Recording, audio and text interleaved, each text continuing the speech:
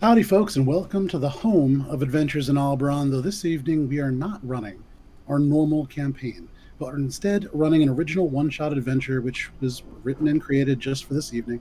As you may be able to tell by our sandy overlay, we are a little bit further south in the smoldering halls of Colteram in the icy north. Allie and Miles are lost in the woods this week, but joining us is a very special guest. This evening, we are super excited to have voice actor, dice maker, hot sauce entrepreneur, and awesome human being, Drew. Drew, welcome so much. It's super great having you. For those of you who don't know somehow, Drew is the person behind Dicey Encounters. They made us a whole bunch of custom dice. We all have them. I'm not using them tonight because I only use it for the campaign. And it also felt like I thought about it and I was like, oh, if I killed Drew with the dice that he made me, that would be kind of messed up. So, yeah, look at that. So you got the Gunter dice right over there. But we do have just a couple of announcements before we get started. First, we are slowly reaching towards our 300 follower on Twitch goal, which is super cool. That's something that, as we get a little bit closer, we have an announcement that's going to be pretty nifty, and we'll get there when we get there. But thank you guys all for the support. It's let us do a lot of really cool things. This one shot and all future one shots are going to be a little bit different. So in the past, we actually haven't released the old one shots. They're all still archived and stored away safely. But starting with this one, we are going to re-air them on YouTube the day after they air. So it'll be 8:30 p.m. Eastern Standard Time tomorrow. There'll be like a re-airing of it streamed on YouTube, and then the session notes for the actual one shot will be available to download tomorrow as well. So if you want to run it, you can do so as well. It'll be slightly modified because there's a few pieces of Adventure in Alberon lore that the players can't know about, and so that's not going to be on there. But it'll be fully playable. It'll have a bunch of stuff that you can use. There is spaces where you can very, very easily modify it to your own needs. And I've included some notes as to why things are a certain way, and also how you can use some of the little details very effectively in terms of your storytelling. So super cool, and I hope it helps people stave off boredom. Just like everything that Alberon does, we are never going to put it behind a paywall, so it'll be available for free starting tomorrow forever. And then this week and every week we use Sirenscape for our music, so you can hear it in the background. You hear it during the break. It is all music that is owned by Sirenscape. They let us use it because we pay for it. And so really, really cool digital tool set that you could use if you're a dungeon master, if you are a D&D player, if you like really, really strange and somewhat demonic ambient noise as you sleep. It's a great tool for that. So definitely check out Sirenscape. And then next week will be session 42 of Adventures in Alberon, which is roughly titled Allies and Adversaries, although all of you guys are really great at making it so that the titles don't reflect the sessions anymore, and we have to change it afterwards. So we'll see what happens, but session 42 next week, assuming that Allie and Miles survive camping. And then, Drew, I don't know if you have any announcements or anything that you want to say? I've actually got something pretty big coming up on June 27th. I You can't are exactly also say frozen, what it is, just so you know. but it's pretty big, and so keep a lookout on the Instagram, and it'll be there. Oh, awesome. So if you do not currently follow Dicey Encounters, it is at Dicey_Encounters on Instagram. Definitely check them out there. Really cool dice. I mean, if you haven't seen like the Wizard's Bit dice, I know you actually posted something just like an hour ago, which is like a sneak peek of this upcoming set. It's like this super, super cool. I don't know if you were going for it. Very, very like caduceus in terms of the sort of right side of that dice spiraling in almost like a tree-like way. So super cool. Definitely check out Drew's dice. A lot of attention to detail. Something that you don't see a lot of. So with that, that is all of our announcements for this week. And as we do not have a recap because this is a one shot, we are ready to jump in. So, for all of you, you have been riding for about an hour and a half, lulled slightly by the steady sound of Widemare hooves navigating the hot sands south of the old city of Dungannon, just north of the dangerous mesas of the Kuata Badlands. There are no windows on this coach, designed to keep the temperature somewhat moderate in the hot summers and the current cold winter. but the temperature now is probably no warmer than about 60 degrees.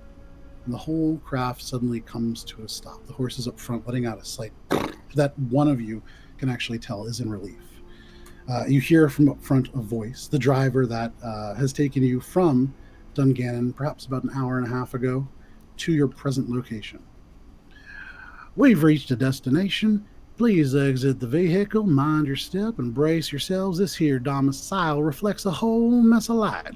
And you hear, just again, these kind of slight whinnies of a very, very bassy sort of horse. Who emerges first?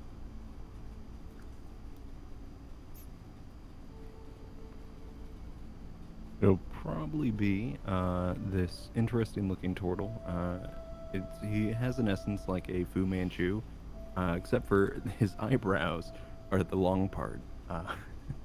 And he's fairly old and takes a few moments to take a few steps out of this carriage. There we go. It's hot. And as you I hate emerge, it's a fairly sunny day. Much warmer than the places that you're used to. However, still fairly moderate. We're kind of getting into the winter. This far south, it doesn't get super cold. Immediately, the light that enters the space as you get through this coach, it's extremely bright. The structure in front of you, almost 250 feet tall, pyramidal but just polished sandstone. The polished nature of it reflecting light in an almost violent way. Matt, for you last sunset-ish, you had looked out across from your hotel window and you saw this single glint of light, and you would imagine probably this. But behind this Fu Manchu'd eyebrowed turtle, who is the next to emerge? After you. Oh, well, thank you so much. And I would hop down after this turtle. And very brightly dressed, flashy blues and purples, half elf, hair currently braided up and around on the top of my head, kind of like crown shaped almost.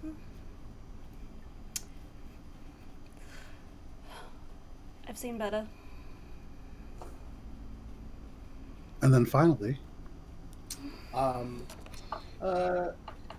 A hawk-like bird person, an aarakocra, for those who know.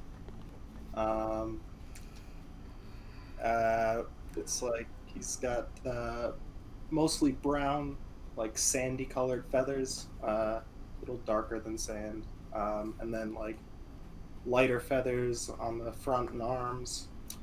And he's pretty tall, but yeah, just like a hawk dude. just like a hawk dude. All right. Hawk dude. And he's wearing familiar robes over some simple studded leather armor. Very nice. So, you all now emerge out into the sun. It's early morning, probably no earlier than 8 o'clock. And almost as if to confirm this, you can hear from the front as the driver dismounts the sort of in the sand as he lands. You see this man, probably about 5'8", real hunched over, sort of a Quasimodo situation going, although it looks from kind of this low hanging shirt, probably had his collarbone and broken, some kind of accident perhaps. But he moves pretty freely, and he walks up, examining all of you in turn. His eye lingers definitely on the turtle. Not a ton of turtles in this area. But after a second, he just kind of snaps out of it. Now it's about 8:00. Figure I'll come and collect survivors around 6. Any questions? Not at all, sir. Yeah, what about you, bird boy? I'm fine, thank you. Suit yourself. And he kind of takes another couple steps forwards, looking you up and down. And don't get many turtles this far out of the gates. Where are you coming from? Well, I've come from this way and that way and all sorts of ways, really. Don't really answer my questions in any way that I could really care to call helpful, but you adventuring types, you're out here trying to do your own thing. I understand. I'm not going to ask any more questions. I'll be here probably, call it 6 o'clock. What do you say? Already kind of, you hear he takes a step backwards, turns around and leaps up onto this sort of front coach-like area.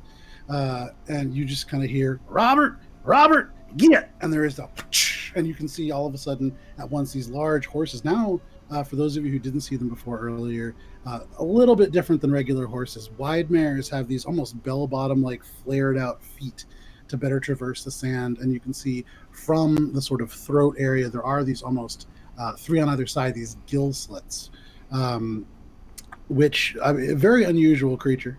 But they take off at a pretty good pace, a little bit slower than a trot, the sand slowing the process somewhat. But you are left alone in front of this structure. There's a large door immediately in front of you, carved out of tan, almost rust-like sandstone.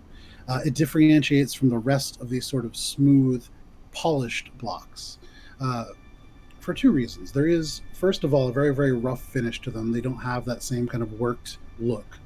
But also, between them, rising perhaps 70 feet up, there is a sort of turret, a cylinder of sandstone that rises up. You can see maybe what looks like arrow slits at the top, although it wouldn't make a lot of sense given sort of the angle that they're at. You can also see in front of the door there is an inscription. Who reads Elvish? I do. From the two of you, could you guys please make history checks?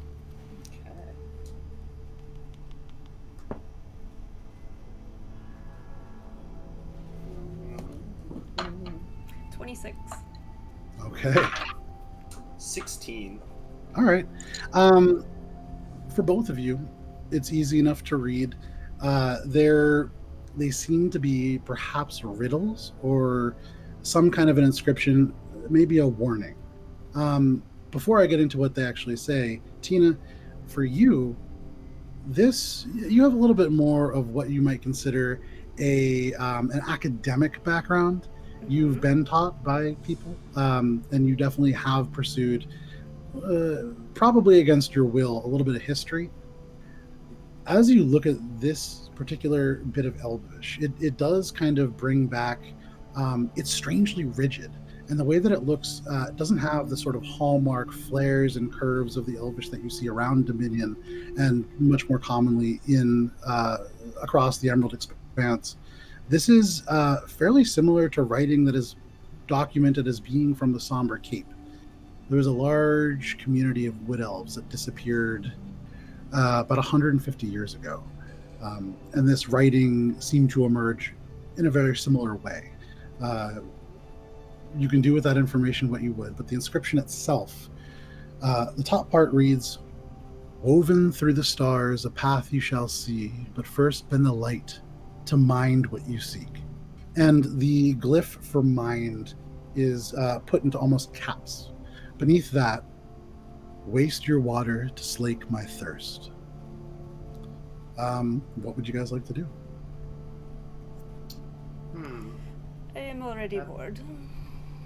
That seems like some sort of clue to get into this place. What does it say? Not for us. The door wishes to take your water. If you wish to What share the with neck? it. Oh.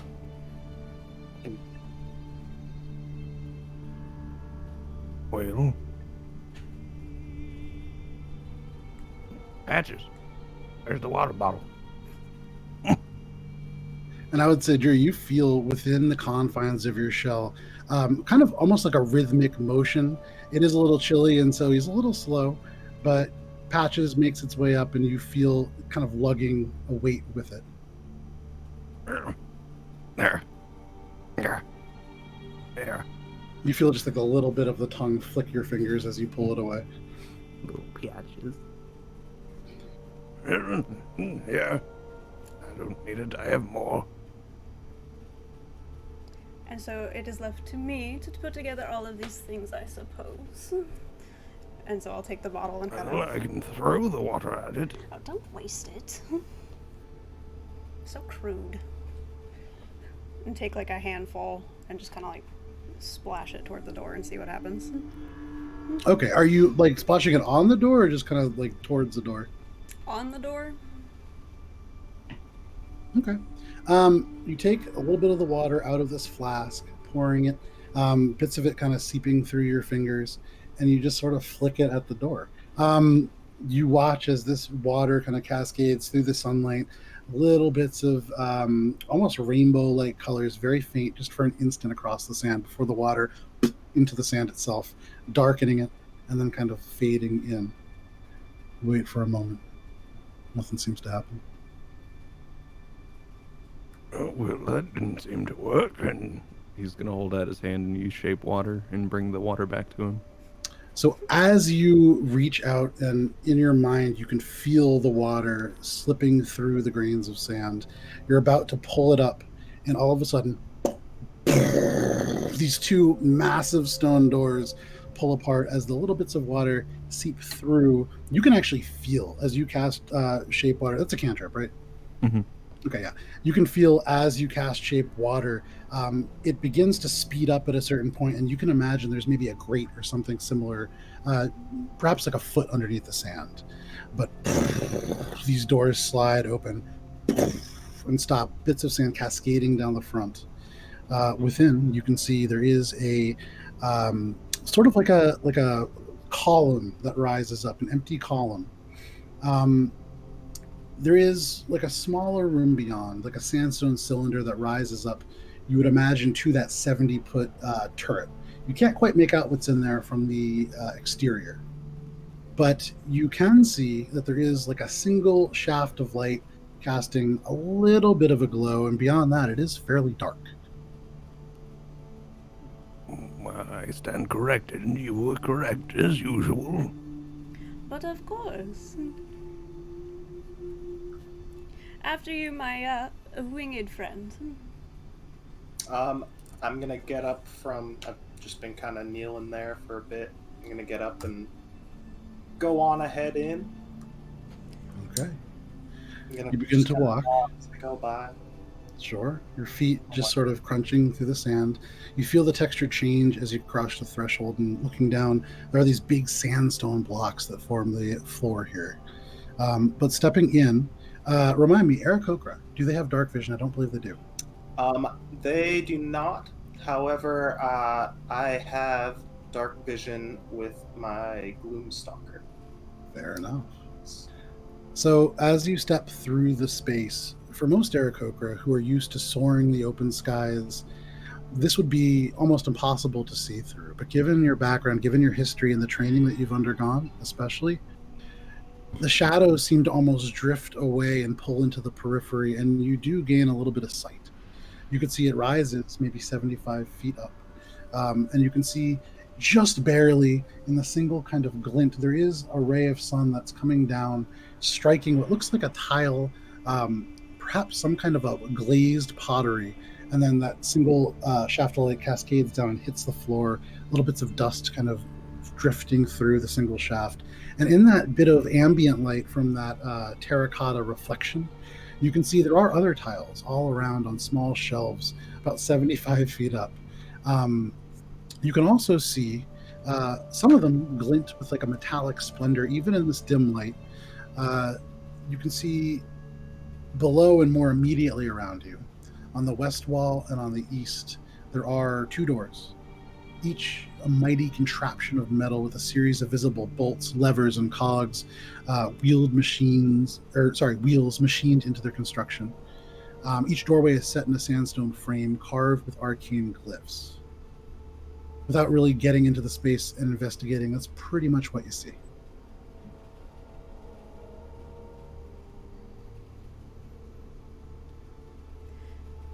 What do we think, my fine friends? Do we go left or do we go right?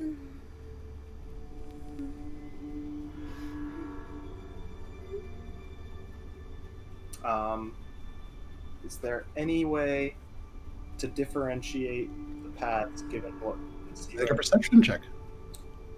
now. Alright. Also, because I just take this quick second, thank you, Talon, obviously, so much for the bits and for everything that you do for our community, and to Campfire Quest for the raid. Thank you. Alright. That is a 17. With a 17, looking and focusing even further, you can see the door on the west. There is like a small, maybe like a glass lens, and etched into it, there is another elvish word in that same rigid script that reads iron.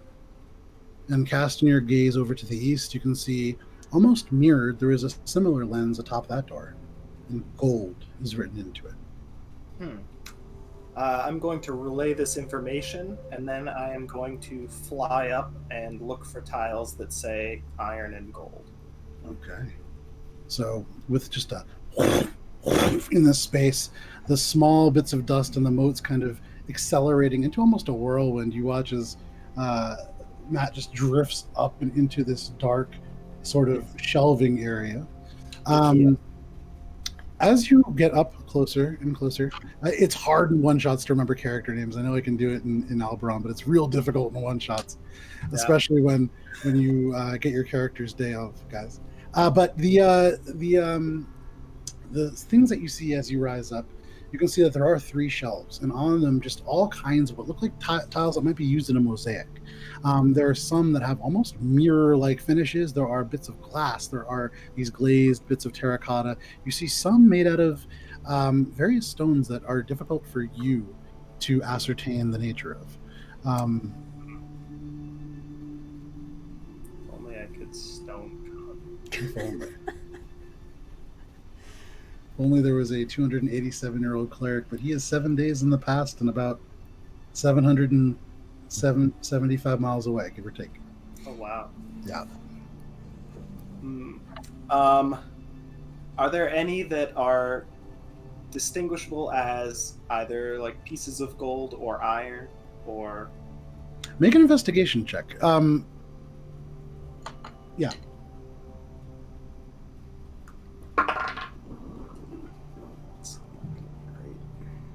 Investigation? That's a 5. Yeah. You see a couple of tiles that are definitely probably iron. I mean, they have different, like, slight variations to the hue and the shade.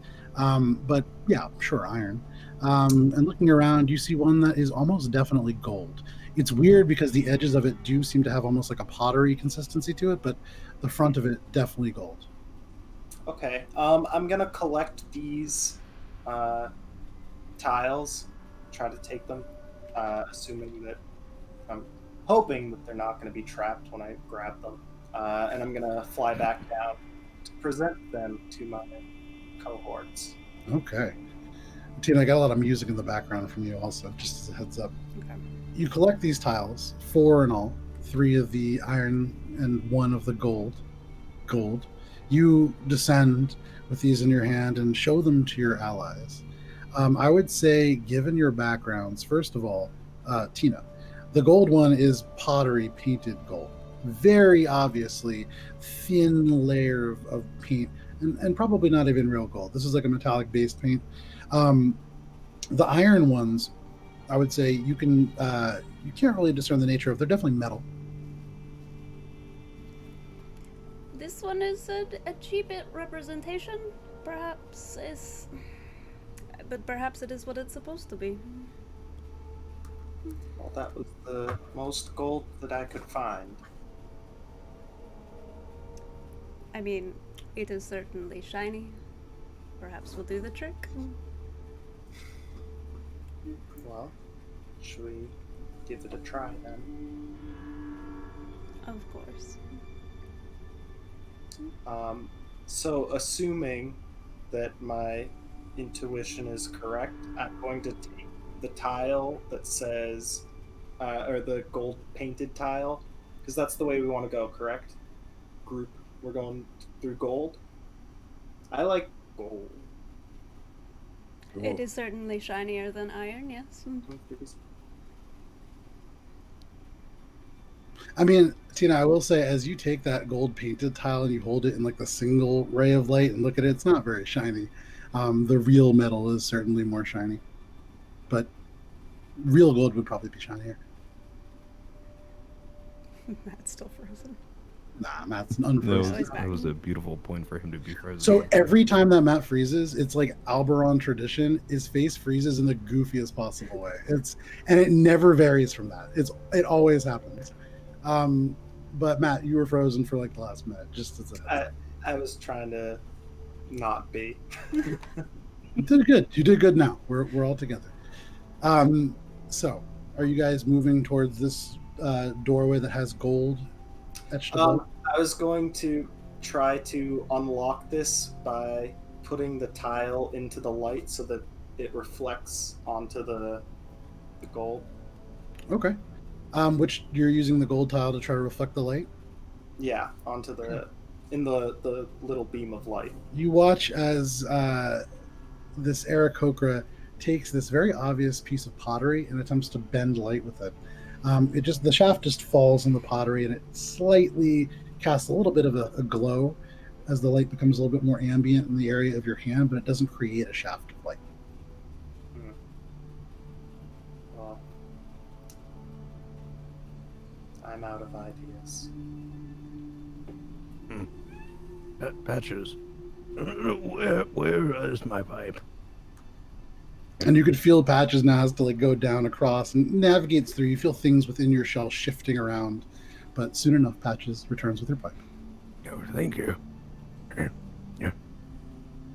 I'm gonna do a produce flame to light my pipe to try and also shed some more light. Okay, so suddenly within the bowl of this pipe, there is a quick fire that flares up and dies down into whatever material you have within that. You can smell smoke coming up, and there is a very, very faint bit more of a glow produced from this. I would say, Drew, why don't you go ahead and make a perception check now, kind of holding the pipe up for a moment.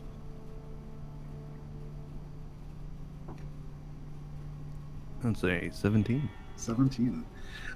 Your eyes follow up this shaft of light, and you do remember your compatriots telling you that bend the light to mind what you seek. And that kind of sticks in your mind, and you look up, and you do see that there are several tiles that are very reflective. They glint even in the darkness. And you would imagine, probably, were you to just place one tile up there in the correct place, you could bend the light to hit either of the lenses. It appears that we have bright, reflective tiles over there.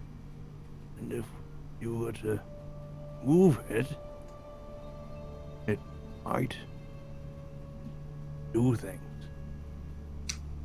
I'm picking up what he's putting down, and I'm gonna go move one of the shiny tiles. And you shift the tile into the place that this tortle so painstakingly and slowly told you, and you shift it, and the light suddenly just kind of turns, and as it does, it hits another, which then angles out to another and another, and it strikes into the lens that is etched with you want to do gold, you said? Alrighty.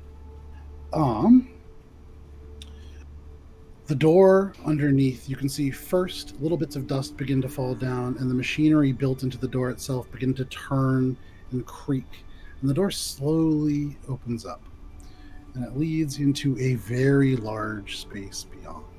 The space is dark, and so I believe out of all of you, only you, Tina, have dark vision as a half elf. Yeah. I So have for dark you. vision in my background. Right, keep forgetting, right, for gloomstalker. Okay, so for the two of you, and not for the turtle, unfortunately, even with the pipe and the ambient glow that it casts, it's a little difficult to see.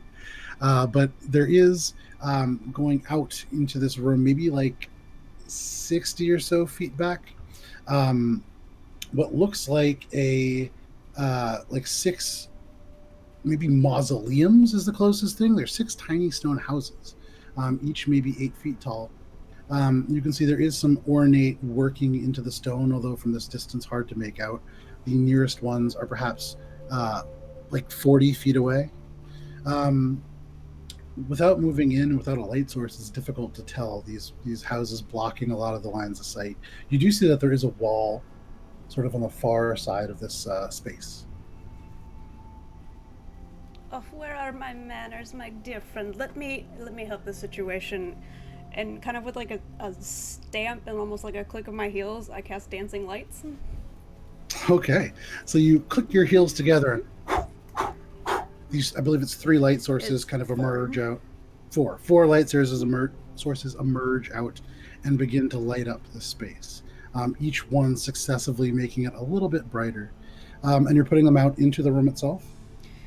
Yes. Maybe like 30 feet from us. If that makes sense. Or like. So like a perimeter. Yeah. Okay, cool. So around your group, these lights slowly drift out, and they produce this soft light enough so that for the turtle, and also probably I would imagine for Patches, you guys can see now a little bit better into the space. The floor remains consistent: sandstone tiles, large blocks. They lead up to these stone houses that now, with the light, you can see a different kind of stone, flat and gray with small specklings of dark gray and kind of black. You'd imagine some kind of granite. Not from the immediate area, based on what you've seen so far in the structure. You can see, actually, because I realized I think I drew this. So I did. You actually can see beyond, probably about 55 feet back, there are what look like 2 gaps in the wall. And from there, now really peering into the room, there's a flicker. And you can imagine, very dim, there is a light source beyond. But aside from that, that's kind of all you can see.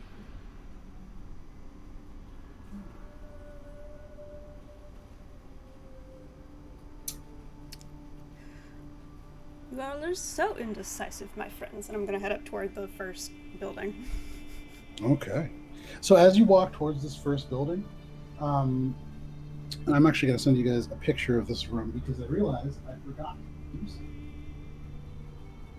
You don't have it all pre-set up like I normally do. Because one shot.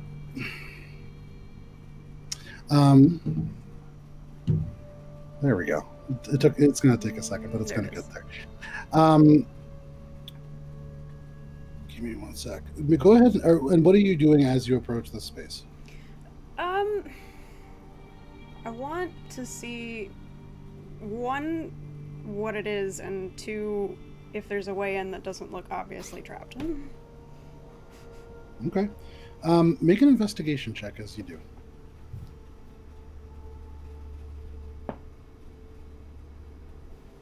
That's a 25.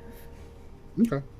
So you walk in, and as you do, immediately on your right, you notice there is like a broken pot. And as you're looking around now, and you can actually see into the room, and you move through the doorway, there are other pots like this, more intact. They seem to be made out of clay, terracotta almost, and have various patterns across them. In front of that broken pot, there is a skeletal arm, humanoid perhaps. Definitely a medium-sized creature. There are fingers. There is, you can see both the radius and the ulna and the humerus. So it's definitely humanoid in nature. These bones are not bleached. They seem fairly clean. There's a faint layer of dust across them. You get closer to this sort of stone house, and as you look and kind of examine, it is an intricate, almost elven in terms of the details of the borders and the columns. But again, there's just something off. You wouldn't say wrong necessarily, but there's something too rigid about them. And you roll 25. With a 25, as you get really close, and you kind of go around towards what would be the back, the sort of exterior part of these houses, you notice that sort of where it arches into a very, very slight ceiling, there is a small gap. Less of a gap and more negative space within a pattern, almost like a trellis of stone. And you realize you could probably get close and look through if you want. Absolutely. Sure. You peek up, and in doing so, you look in. Through these small slits, it's really difficult to make out. Your face blocks out most of the light behind you, but you can just make out within. There seems to be some kind of a shape, like a figure, but completely still. And you realize you're looking at perhaps a skeleton. You see elements of armor, Mhm. but just dusty cobwebs kind of draped over them. Hard to make out too much more detail from this tiny opening. How big is the opening? A little bit less than an inch. Could I pull one of the lights and have it go through? You could certainly do that, yeah. So, one of the lights detaches from this ring, and the area kind of closer to the aarakocra gets a little bit dimmer, and the light drifts over and suddenly condenses into a single point and seems to almost just reappear on the other side. As the light bursts into life, casting a lot more light on this, you can see it is a skeleton. It's wearing almost half plate, like battle armor, bright colors, blue and gold, although, again, muted from the dust that is across it. But as this light takes the space, you can see like a few pieces of dust just drifting off before you do hear this kind of, and you hear metal kind of shifting. And I think at that point, you hear the sound of 6 of these large doors into the ground. And I need everybody to roll initiative. Very early. Okay, I have an ability. Yes, you do. Thingy thing. Scooper-a-doo-bop. Gives me some ridiculous initiative. Add my wisdom modifier to initiative. All right. Anybody natural 20? All right, 25 to 20? Actual 20. 20 as well. 5. Actually, no, it's a 28. 29. 29. Okay, I'm glad it's 29, not 28, because otherwise, all right. And then, who of you, between Tina and Drew, who has the highest raw dex? I'm willing to bet it's me. I have 20. I have a Yeah, 15. probably faster than the turtle. Although that's a spry turtle. 15. All right. It's all a show. All right, so Turtle got Would you in your smacked pleasure with us because he wasn't Matt. fast enough. Matt, you were first, followed by Tina. But Matt, what you are seeing right now, you're in the dimmest part of this little circle, and you're standing kind of towards the door, as Tina was the only one who moved in. You can see these 6 stone houses. Suddenly, it's as if they have a wall each, just slam down into the middle. Matt, you are close enough that you can actually see one of the doors crushes a pot, one of those terracotta pots that just scatters across the floor. And as it does, you can see shapes begin to shift out of it. Oh, like What do you want to do? bad people shapes? Would you like to use your action to make a perception check? Ooh. I think I'm gonna.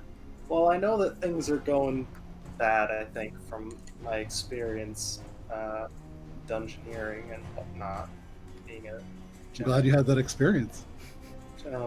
guy who ventures. So I'm gonna head towards the pot that just broke. The energy coming out of it. Okay, 20 feet gets you to that area. 20 feet? Yep. Okay. Yeah, I'm gonna take a swing at it, or I guess a stab at it with my sword. So you're taking a stab at what's coming out of the pot or what's coming out of that house? What's coming out of the house is a skelly bro. Okay, so you're going towards the skelly bro is what you're going to call him? Is it a skelly bro that's coming out? Or like a... Are you running up to the skelly bro? Yeah, I think I'm running up to the So as you run up to the opening of this house, you can see a little bit clearer the skeleton. You see like a feathered helm, almost gladiator style, or your stereotypical gladiator style. I don't know that gladiators actually wore them, but you know, you have those kind of like feathers coming out on like a poof up and around. You can see there are like spiked pauldrons and this half plate sort of piece, and then just skeleton going down. From across you, behind you, you hear a similar sort of dry rasp. Although the noises coming from the other houses do seem different. And as you look forward and probably about 10 feet away where there are shards of broken pottery, you can see these large, almost like 6-inch across beetles, scarabs, that are beginning to like pull out of the pots. And as you do, you look around at some of the other pots and you can see elements of sort of shifting, and some of them seem to have lids that are beginning to rattle. What do you want to do? You're attacking the skelly dude?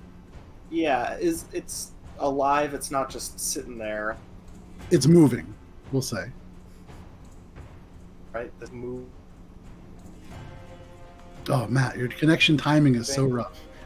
I'm going to buy you for your birthday internet. It's going to be great. Okay, Matt, we're going to delay your turn, I guess, because you're really lagged out. Tina, what do you want to do? And we'll go back to Matt when he comes in. Maybe Oh, I'm back. Wait. back. Oh, you're back. Great. You're back. It looks like you're all freezing when I'm freezing, and I'm just sitting here like, what's going on? It's you. Okay, yeah, I want to stab the skelly bro, because he's rasping at me, right? He's coming out, and as you come out, you can see the skeleton, just this dry, almost. Yeah. And it's beginning to, very posturing. I'm dread ambushing him. Sure. So what does that do? As a continuation of my initiative bonus, at the start of your first turn of each combat, your walking speed increases by 10 feet, which lasts until the end of that turn. If you take the attack action, you can make one additional weapon attack that deals an extra 1d8 damage of the weapon's damage type on a hit. Okay, yeah. Go ahead and roll your attack. This is with the rapier, correct? Yes. That is a... not great. What is my attack bonus? That's 14. That's a 14.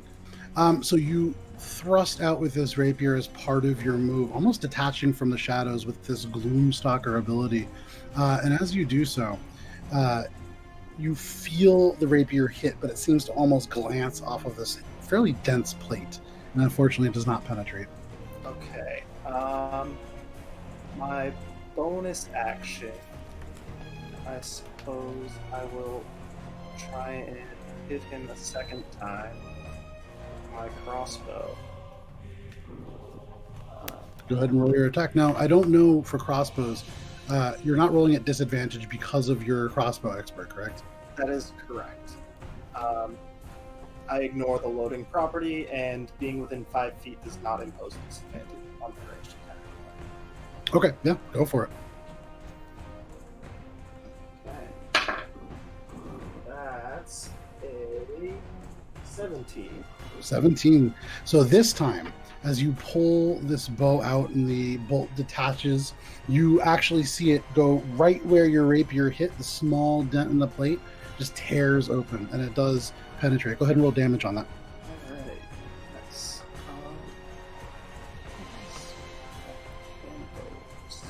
6. Alright. That is, that's a 13.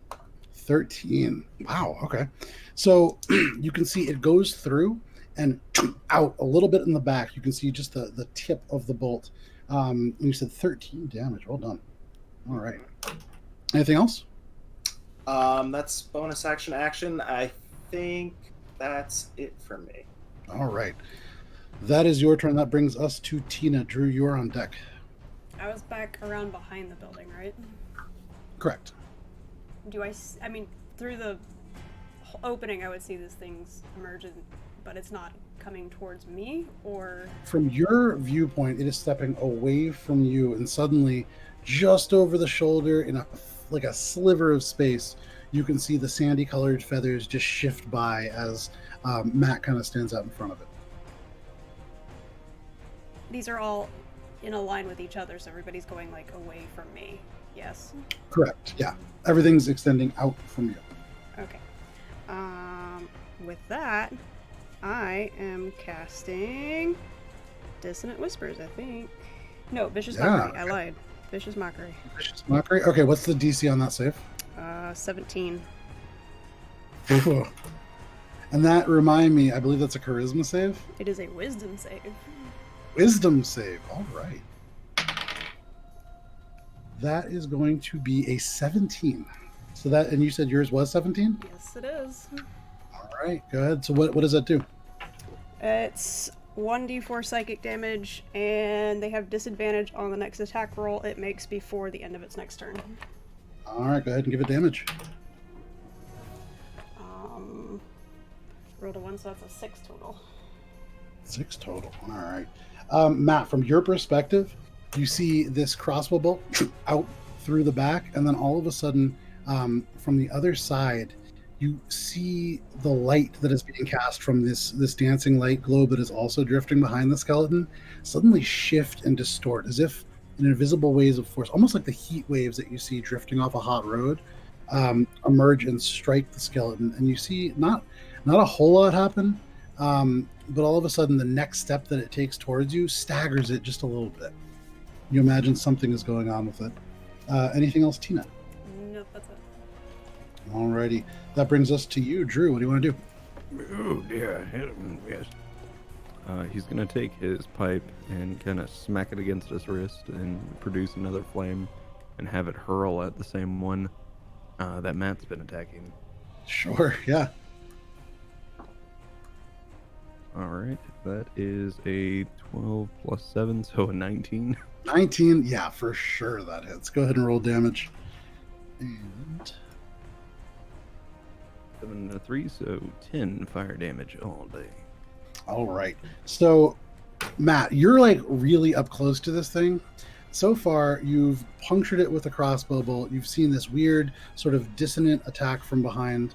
And then all of a sudden, the dim light around you ignites as this fire hurls towards the skeleton, striking it.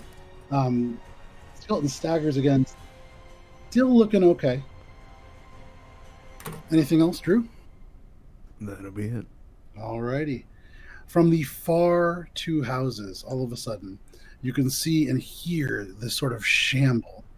You see two mummies emerge from these two houses, and they are going to stagger forwards. Let me see what their movement is real quick. They may not actually be able to reach you, Matt.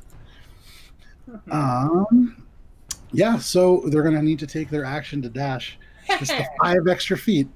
And the two of them reach you. And as they draw close, you can smell this overwhelming odor of like allspice and maybe old honey and just the faintest hint of decay. But as they go close, you can see these wraps ancient and kind of hanging off of their limbs. And they do open their mouths, and you see just a few teeth hanging on empty sockets. And all that escapes is this terrible. And you can see they draw back, ready to attack. That is their turn.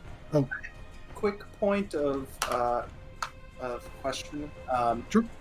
Do they use dark vision to see? You have no idea. Never. If they do, I'm invisible to them. Okay, good to know. Yeah. Next, from the middle two houses, you watch as shambling forward, not skeletons, not mummies, but these two, what I would imagine are zombies, their skin decayed and desiccated and almost tight to the bone. There are areas where it is peeled away, almost like paper or birch bark. And there you can see bits of bone and just dense black flesh beneath. But as they stagger out, they can reach you, Matt, and both do. Point of order, you said if they do use dark vision to see, they can't see you? If they rely on dark vision, then they cannot see me because of my what's it called? Let me see which one this is. It's a gloomstalker feature. Yeah. Yeah. Yeah. So as they near you, there's a moment where they almost kind of lunge forwards, One of them just kind of continues right on. Its dead eyes, empty sockets fixated on you, Drew. And it's going to use its action to dash to get to you. It approaches, and you can smell. It's almost like leather, with this very, very unpleasant tinge of body odor. But they get right up next to you and they prepare to strike. But that is their turn. That's the one's turn. Matt, unfortunately, because this cannot see you, it stumbles directly forward into your space. And so it's just going to walk straight forwards and hit you. It stumbles off for a second and your eyes pull around. Do you have a question? It like bumps behind me. It literally walks into you. Its trajectory is going straight forward. Am I able to? Does that provoke an opportunity attack, or it's not going to, because it's not leaving your melee range. It kind of bounces out, okay. And because its intelligence is not terribly high. Give me one sec. Actually, Matt, go ahead and roll a d6 for me. Okay. That's a 6. It's a 6. It backs up 5 feet. Again, just right into you. It doesn't know what's going on. It uses its entire turn to walk into you 3 times. Wow. Which actually, Matt, brings us to your turn. There is this zombie now kind of softly, and you can hear each time this kind of, and it just takes a step back. And it's just trying to move beyond you. The skeleton directly off to your right. There are mummies also now encroaching in your space. You're pretty much surrounded. And frozen, of course, because it's your turn. Oh, there we go. Oh, for a second. Moves. This is the weekly struggle of playing via Discord. Matt's internet is carried by like hamsters and other small rodents to and from, so it takes a little bit. But it's economically friendly, and it really gives back to the pet industry. Wheels that the children built. Yeah. Oh yeah, my hamster wheel concoction. Yeah. So what are you doing? You lagged out. Yeah. So I'm gonna back up like a couple feet to let this one go by me, but I'm not gonna attack him because I want him to just walk by and provoke opportunity on the next turn. Okay. So you're moving 5 feet to allow this thing to pass. Yeah, I'm like letting him pass basically. And then I'm going to try to finish off the skeleton that I have attacked already. Sure, make your attacks. Alright. Oh, I forgot I have extra attack. Okay. First one I'm guessing is a miss. That's 7 plus whatever I have. Probably 8. Yeah, but actually I'm gonna use one of my superiority dice to make it not an 8. Alright. So superiority die. I'm gonna add 4 to that. Nice. So that's gonna be a 19.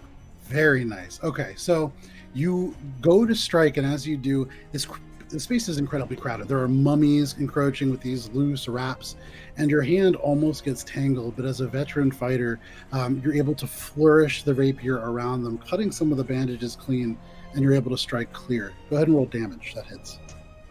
Alright.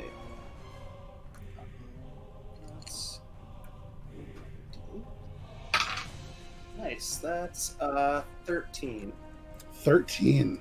So with that, the final rapier strike, you can see the crossbow bolt. You almost like bisect perpendicularly this bolt, and as you do, the bolt bends, twisting the metal of the actual chest plate, which pops off with this loud and then onto the ground. The skeleton itself begins to like wither in, and the sternum falls out before the entire thing collapses in a pile of bones and metal. That one is dead. Sweet. Alright, now I'm gonna focus my attention on the one that is approaching my turtle friend. Okay, so as you shift a little bit in doing so, you would actually recognize you've moved out of the melee range of one of these mummies. Does not provoke an opportunity attack. You feel in this moment to the mummies, the skeleton, and the zombies fairly invisible. I like that. Yeah. I'm going to use my extra attack to fire a bolt at the mummy that is encroaching upon my friend's personal space. Roll your attack. That's an 18. 18. So from your perspective, Drew, this mummy like staggers towards you, and it emerges from the darkness from beyond where you can see from the dancing lights and slowly approaches. And as it gets within 10 feet, suddenly there is a crossbow bolt that out through the shoulder. You said, what was that for? It was 13? 18. 18. 18 definitely hits. Go ahead and roll damage on that. All right. Ooh, that's 8. 8 points of piercing damage? Yes. Now, is that magical? I don't think so. It's just my crossbow. So very interestingly, as this happens, you can see, and I would say actually, Drew, you're really the one that's seeing this. As the bandages go limp around that wound, you see some of them begin to just kind of curl up and wrap around, and part of the bolt actually gets shoved about 3 inches back through the shoulder. It's almost as if this damage doesn't quite do as much as you would like it to. Well, I guess Don't like it. hit him again with my bonus action attack. Go for it. That's 19 base plus whatever my modifier is 8. Yeah, that hits. Go ahead and roll damage on that one. That's Save me, dice. no, 11. 11. That 11. just hits. Matt, or maybe Matt's lagged out, but Matt, that does hit when you get back. 11 is the AC that you're aiming for. So Drew, you're seeing the first one get kind of like pulled back from elements of these bandages, and then all of a sudden another one straight through. Matt, when you do come back from being lagged out, you can roll damage on that second attack. When the hamsters catch up. When the hamsters catch up, yeah.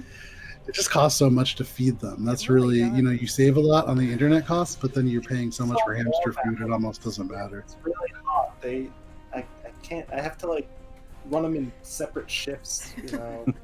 It's tough managing an entire roster of hamsters, but you can roll for damage. 11 hits. Oh no. 11 was the damage. Oh, fair enough. Right. Okay. So, I had already done. and again, this non-magical damage just doesn't seem to do as much as you hope it would. But that is your turn. That is my turn. All right, Tina, what do you want to do? Drew, you're on deck. I'm gonna start like making my way back around the building on the side that they're not on, but like still staying in the shadows of it. And then I Okay, want so to you use, head kind of north and around this Okay. building. and then I want to use minor illusion to cast my voice off to a point kind of away from where they are. Okay, make a performance check. Yeah, I know you're a bard. I can't math. Hold on. 29. 29. Okay. I would say as you cast this illusion, all of you here, and I would say are Matt, you're momentarily confused because from your position, turning a little bit, you can see Tina kind of lurking behind a building. But all of a sudden, as you like look at her, you hear her voice from behind you. Drew, you hear it off and to the left somewhere, kind of over in the darkness. It's a real convincing illusion. We'll see what happens. Anything else? No, that's it. Alrighty, Drew, what do you want to do? Moonbeam menagerie. I'm gonna do a moonbeam. All On right, this one right in front of my face. love it. Okay, so and remind me that comes down from the top, correct? Correct. All And right. it's a con save of 15. Con save of 15. You're doing it right on the mummy, right? Oh yeah. Yeah, my face. Hang on. So that's a natural 16 minus. It's con. Yes. Yeah. So that's going to be just a flat 16. No, that's okay. Still takes damage, I believe. Let's see. Half as much damage on a successful save. Huzzah. Yeah, go ahead and roll damage on that. That's a 7 and a 4, so that there's an 11 radiant damage. All right. So you guys watch as this tortle kind of reaches out, and suddenly from this sunny day, it's probably like 8:10 in the morning, this shaft of radiant moonlight, which actually overpowers the sun in the area, overpowering the light sources, Tina, that you made, overpowering pretty much anything, almost making the periphery of your vision go dark in comparison. It strikes the mummy. You can see already the bandages beginning to kind of lift up in the light and dissolving ever so slightly. Anything else? I think you could even move it as a bonus action. Let's see if I can.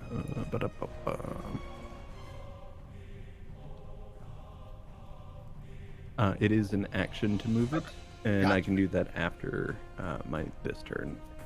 Very So in nice. that case, I'm going to use my bonus action to tell Patches to get ready. Patches, prepare yourself for battle. You feel Patches get real tense in your shoulder, but then one foot in front of the other, the tiny claws tickling the inside, you feel Patches getting ready for battle. Whatever that means. Poor Patches. That is going to... You guys haven't seen it yet, but Patches is a gecko. I was waiting for the reveal. Sorry, but it's, I just, for tactically, I don't want you guys to be like, oh, cool, we're good. What is he talking to? Patches. The mummies in return, the one right up in your face, you watch these bandages beginning to drift up, and one of them lifts away, and you are face to face with one dead eye socket and one bulging bloodshot eye, and the mummy uses its dreadful glare. I need you to make a wisdom saving throw. It's looking pretty dreadful. Yeah. That's a non-natural 20. Non-natural 20. Out of my face, mommy. You've faced worse things, and you've lived a long life and seen a lot of things. It doesn't faze you in the least. But then suddenly it comes around with a fist, and that's going to be a 24 to hit. That's it. Yeah, that's going to be 9 points of bludgeoning damage plus Ouch. 11 points of necrotic damage. And I need you to make a Constitution saving throw as the fist pulls away, but elements of these wriggling worms begin to dig into your flesh.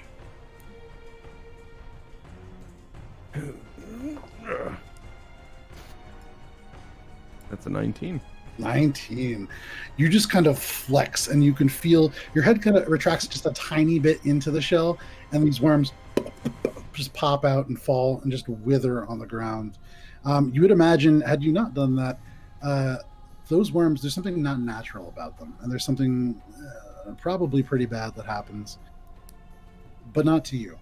And Holy then abominations. I'm going to say in this turn that other mummy is also going to be able to make it to you, since it can't see Matt or Tina. Actually, you know what? They all heard me too, from another point. They did. Was that common or elvish that you spoke? Common. Common? Okay. It's going to continue to move towards you, Drew. And it is also going to get a rotting fist attack. That is so you watch as this creature staggers forwards, almost picking up its pace as it stumbles across some of these bandages. This fist raises up, and with the momentum of it, this dried, rotting flesh, and the fist just kind of off and over its shoulder. It swings, but with the missing fist, it just kind of goes inches in front of you. You see dried, broken, and pitted bone, and just kind of desiccated flesh, but does not hit you. That is a natural 1. How dare you touch me? The skeletons and the zombies, however, languages, they both speak common. And so you watch as all of these heads, they're heading for you, Drew, and suddenly, as one, all four of them, the two zombies and the two skeletons, just stop. And Tina, you can hear this kind of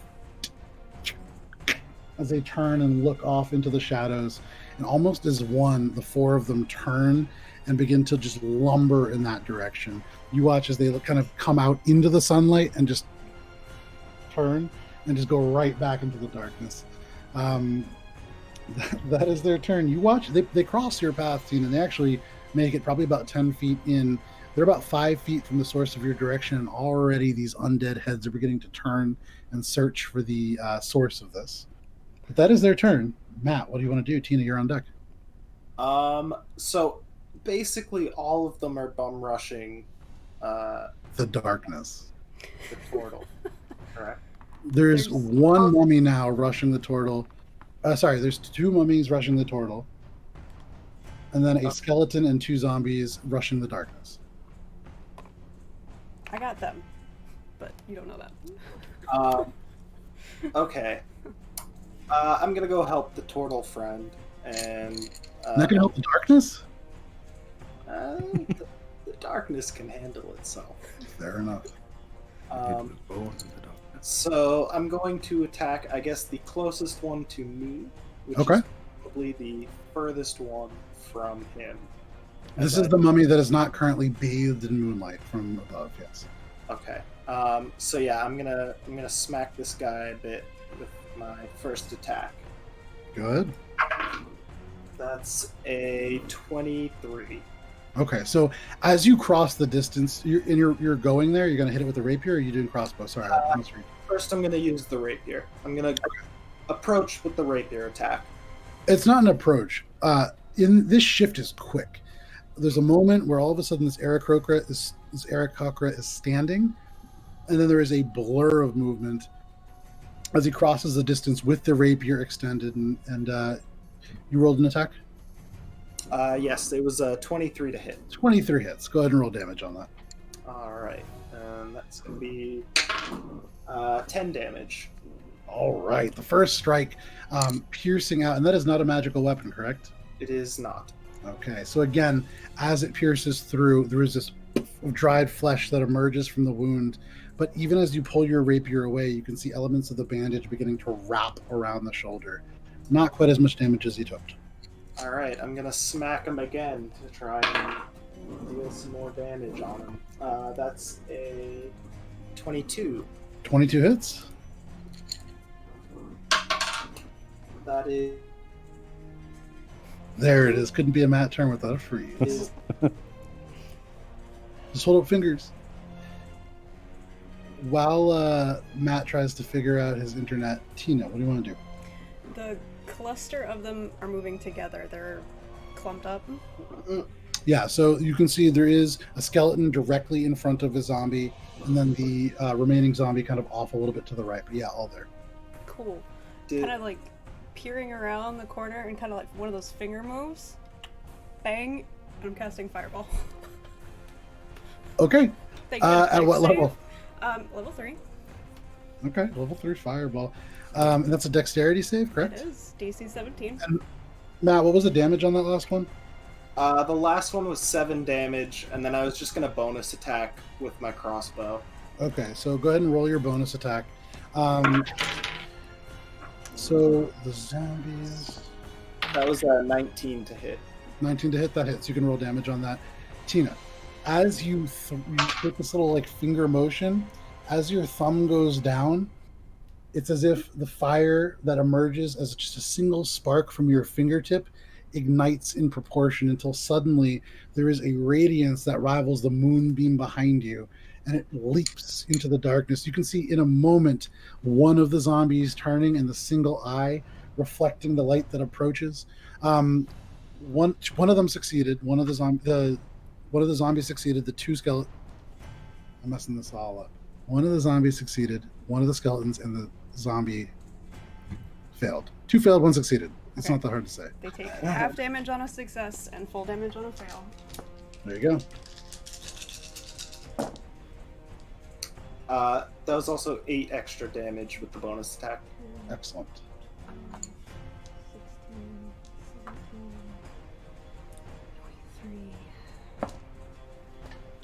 29 points of fire damage.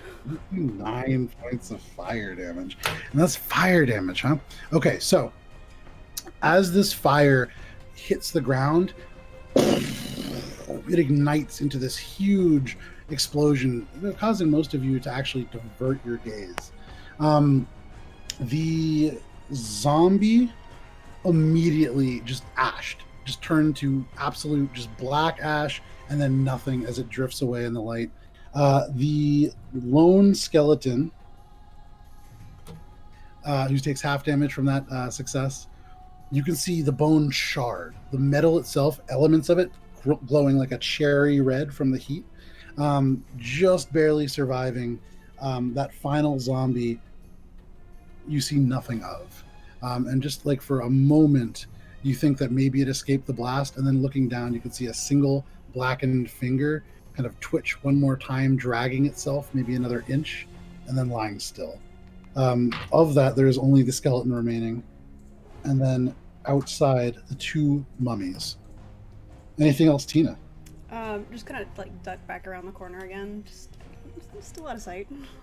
Okay, you duck back around the corner, and as you look at the wall from the flame still flickering off in the space, you can still actually see shadows of that remaining skeleton just kind of turning around.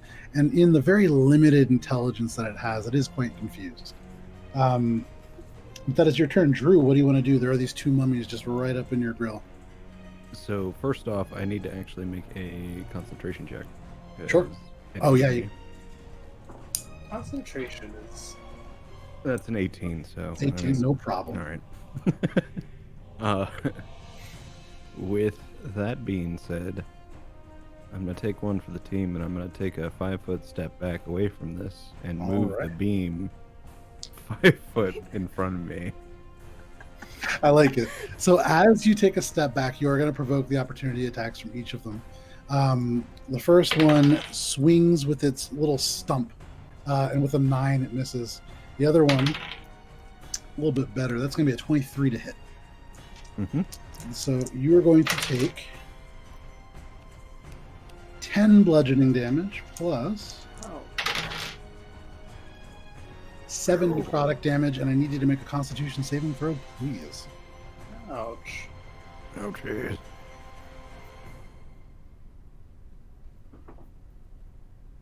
That was a Constitution, you said? That's what it is. That's a 10. That's a 10. As it strikes you, this time you're not quite quick enough. You see the worms kind of in your skin, and even with a tough, scaly kind of tortle hide, they burrow almost instantly, and you can feel them disappear into your body. And suddenly the wriggling stops. Something feels off within you. It's hard to tell what it is, but you kind of shake it off. You're 5 feet back. You pull the moonlight towards you. And then is there anything? It's 5 feet in front of you, so it's occupying kind of an empty space. Is there anything that you're doing? Yeah, I'll do a bonus action healing word. There you go. Great goodness. And with the goodness, as goodness leaves, it's almost like a little bit of a healing attached to the end of the word. Hey! It's going to be 5, so 8. As this healing word begins to spread across, it's almost as if whatever is inside of you comes to the forefront in this dark energy. No healing occurs. That is your turn. It is now the mummy's turn. They're not very smart. The one right in front of you steps right into the moonlight. Go ahead and roll damage for that. Does he get another save? It's a Constitution save. Okay. Oh, that's a failure. Ew. Unless your DC is 4. Nope. Huh. All right, hold on, math.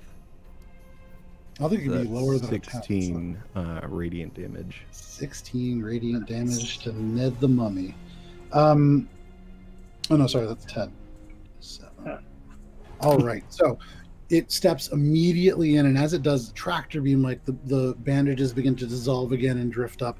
Flesh begins to peel away. and it takes the full 27 points of damage. The desiccated skin revealing now almost half of its face, skull, the other still wrapped in the single eye peering through. He's looking pretty rough. That is his movement. The other one's going to move into contact with you, and they're both going to swing at you. That is going to be a 20 and a 7.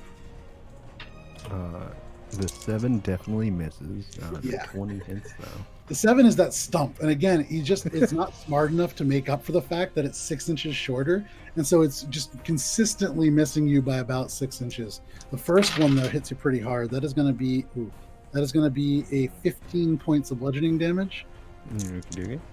along with 9 points of necrotic damage. You do not need to make a Constitution saving throw. These worms kind of dig in, but they almost feel good. It's weird. Whereas the first one's kind of burned and dug, these seem to almost belong here. It almost feels like you're becoming more whole. That's their turn. The single skeleton, bits of it still on fire, the armor now kind of fading back into being just very hot and no longer glowing red, is going to turn around and, based on who's there, can't see Matt. What is... You're basically hiding. I'm going to say... turns and drew beyond these zombies, almost impossible to see because there's this glowing moonlight in front of you and these two zombies, but between the two of them you can see the skeleton off in the distance now beginning to, like, as quick as it can, lumber towards you as you are the only visible target in this entire battlefield. I mean, you're a glowing pillar and then That's fair. there's somebody who is invisible and somebody who is hiding. But it takes its movement. It gets to the doorway. It's still about 20 feet away from you. That is its turn. Matt, what do you want to do? I'm gonna continue wailing on these skellies. Yeah, there's only one left. The skellies and zombos. I don't distinguish. Well, you probably should because there's only one skeleton left. If you want to hit the zombies, you can, but they're dead. No, I'm gonna. Okay, well, I'm gonna hit the skelly then. Sure. The first one is a 19. That hits. All right. I will do good old sword. That's 10 damage. Okay, so you take the rapier. This thing, like, already a little bit on fire. The bones blackened. Lots of the metal, like, kind of distorted even from the heat. And you shove the rapier through where there used to be plate and is now an exposed piece of the spinal column in the back, and it severs. This skeleton cracks in half, and as it hits the ground, scatters into bone across the ground. It is now dead. And turning your attention in the direction of your turtle friend, it is now two lone mummies just sort of looming over, one of them just illuminated in moonlight. All right, I'm gonna smack those mummies about then. All right, you dart forward again, a blur of motion, and this is a bonus action attack, right? This is my extra attack, second swing of my rapier. Okay, go ahead.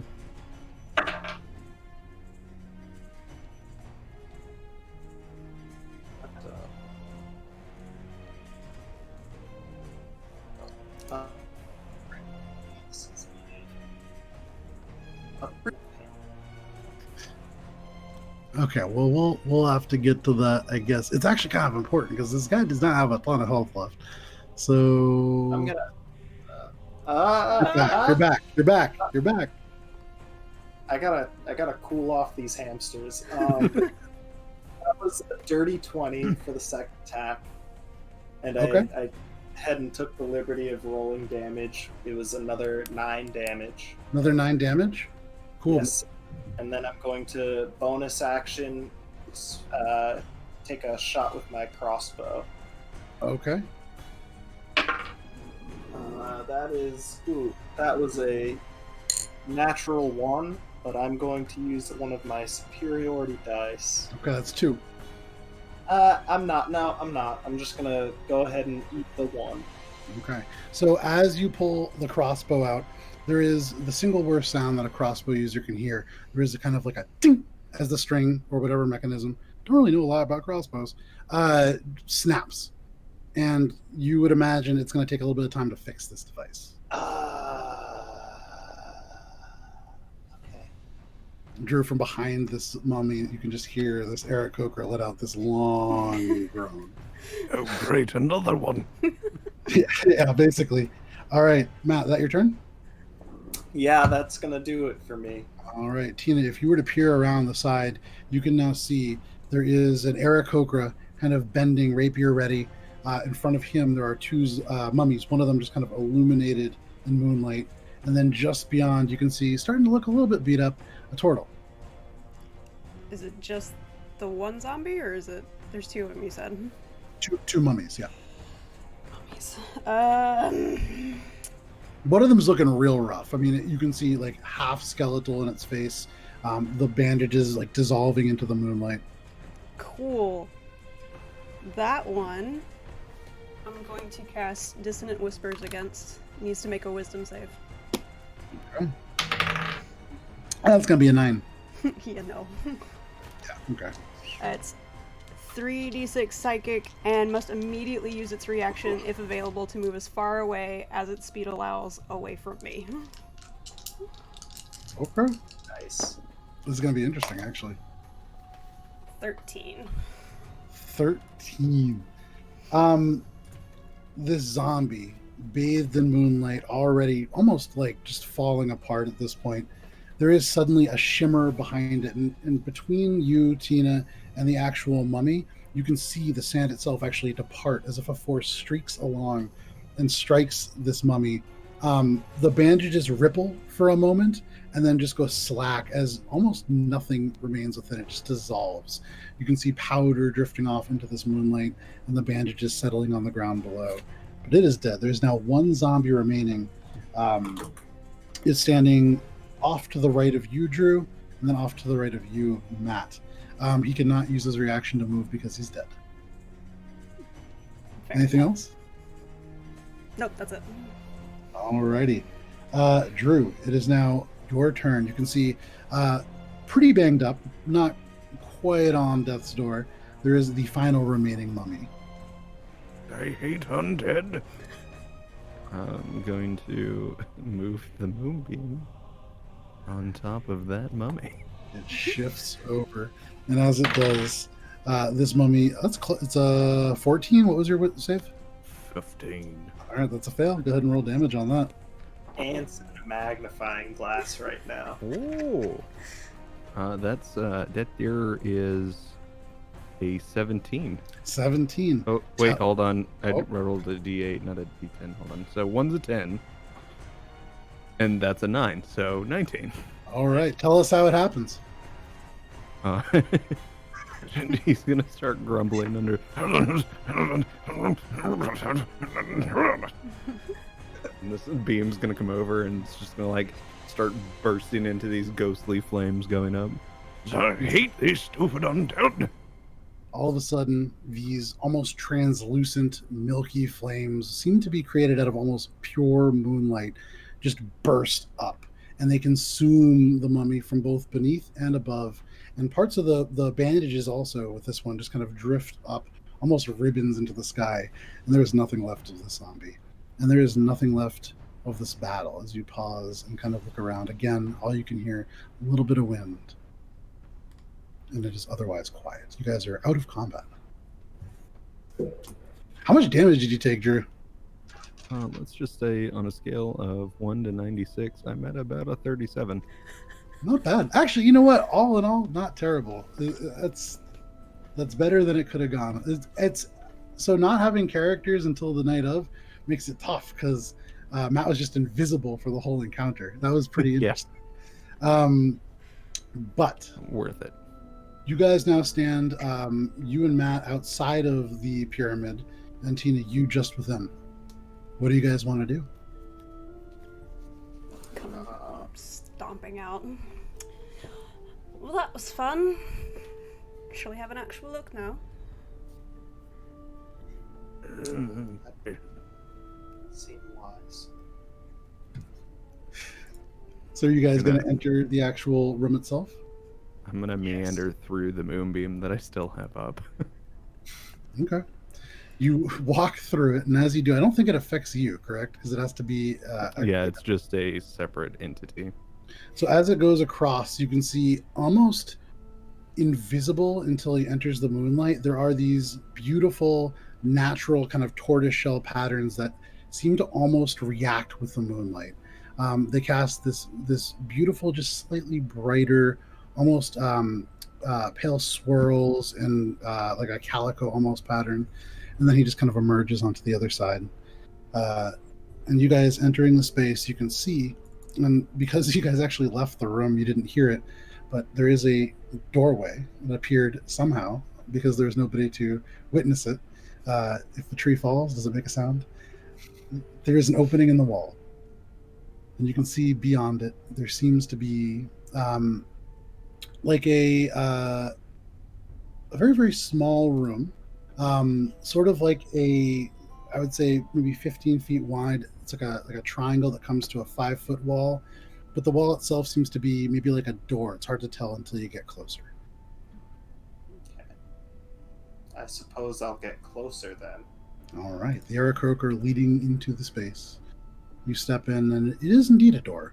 Although weird, this door has like a metal bar on the bottom, almost in the actual floor itself. There's maybe like 3 inches of clearance, so you could grab onto it. Um, Go ahead and make a perception check as you get closer. We'll do so. With my aarakocra eyes. That is a 16. 16. Okay. You kind of get closer to the door and look. It's metal underneath a little bit of dust, and solidly built. You can't get a real sense for how large this thing is or how thick it is. But you would imagine, also still looking at how this handle is nearly flush with the ground, you could lift this as long as it's not locked. It would be real difficult, you would imagine. Yeah, especially because I've got weak little bird people arms. Not all air cooker are weak, some are, they're all different. Oh, but I personally have weak little bird people arms. Fair enough. Yeah, I don't speak for all of my people. Fair. Not buff like a penguin, aarakocra. Yeah. Okay, I'm gonna go back over to the group and just say, like, there's a door over there. It seems quite heavy.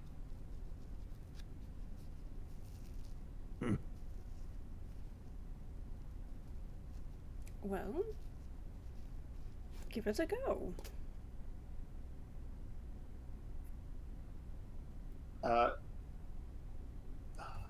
I sigh. Sir, you Is do this- not expect me to lift the door, do you?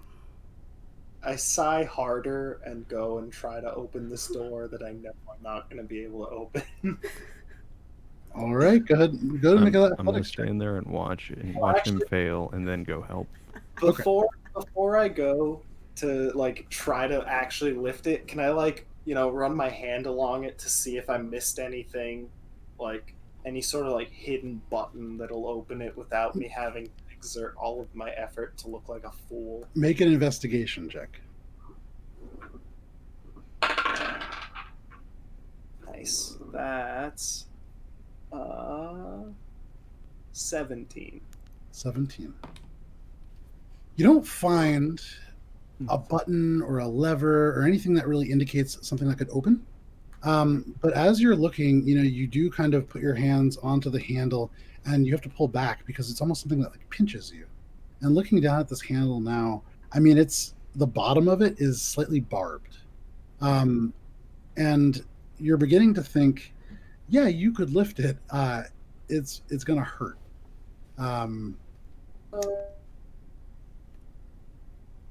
And you're frozen. Hamster's overheating.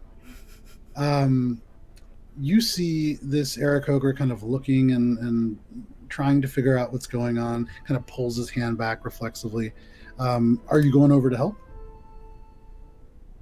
Yeah, what's at the base of the door? Like, what kind of material is the floor made of in that area? It's a orangish sandstone, although there is in this space now kind of like areas where there are just kind of patches of sand. So would I be able to use mold earth to make a small indentation under the door?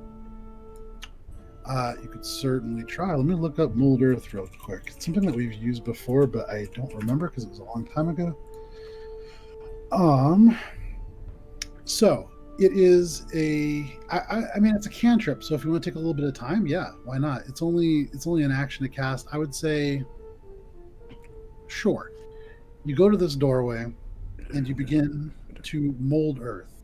And as you move your turtle hand around, you watch as this turtle kind of and bits of the dust aside and actually like a 3-inch thick slab of stone just to the side. And as you're beginning to move the earth, you can see underneath the door. It is almost like barbed wire that is at some point slammed down into the actual stone. But you would imagine anybody who tries to sort of jerk the door open and catch it underneath would have a terrible experience. But without too much trouble, just carving bit by bit, block by block, you eventually form a bit of a tunnel that you could definitely crawl through. For the other two, very easily.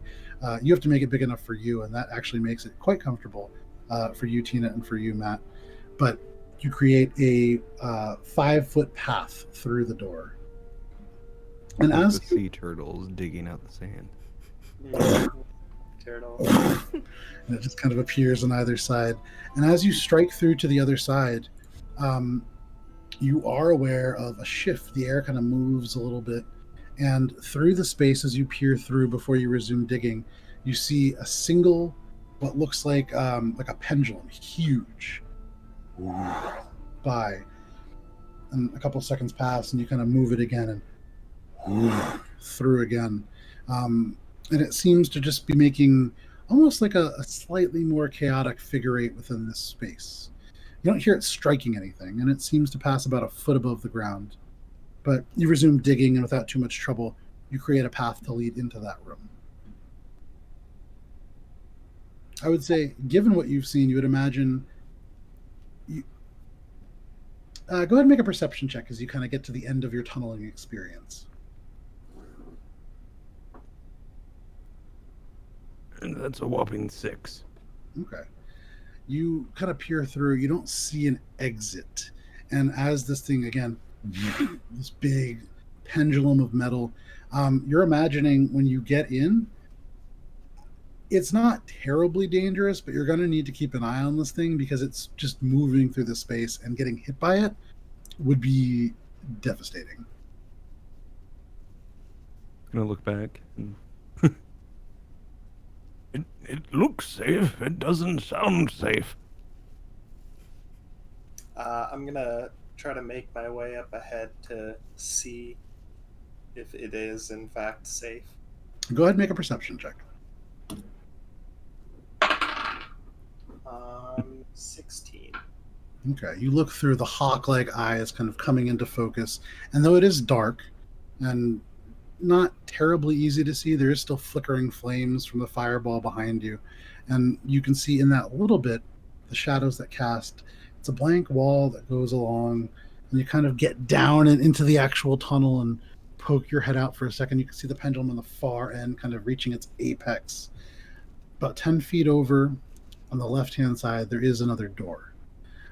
This door you can just barely see into, and you can see it's like a long hallway, and there are things moving there. With the 16, you can't quite make out what they are, but that seems to be the continuation. So there is this kind of dug under 5-foot tunnel, and then pendulum within this room, and then off to the left and on that wall.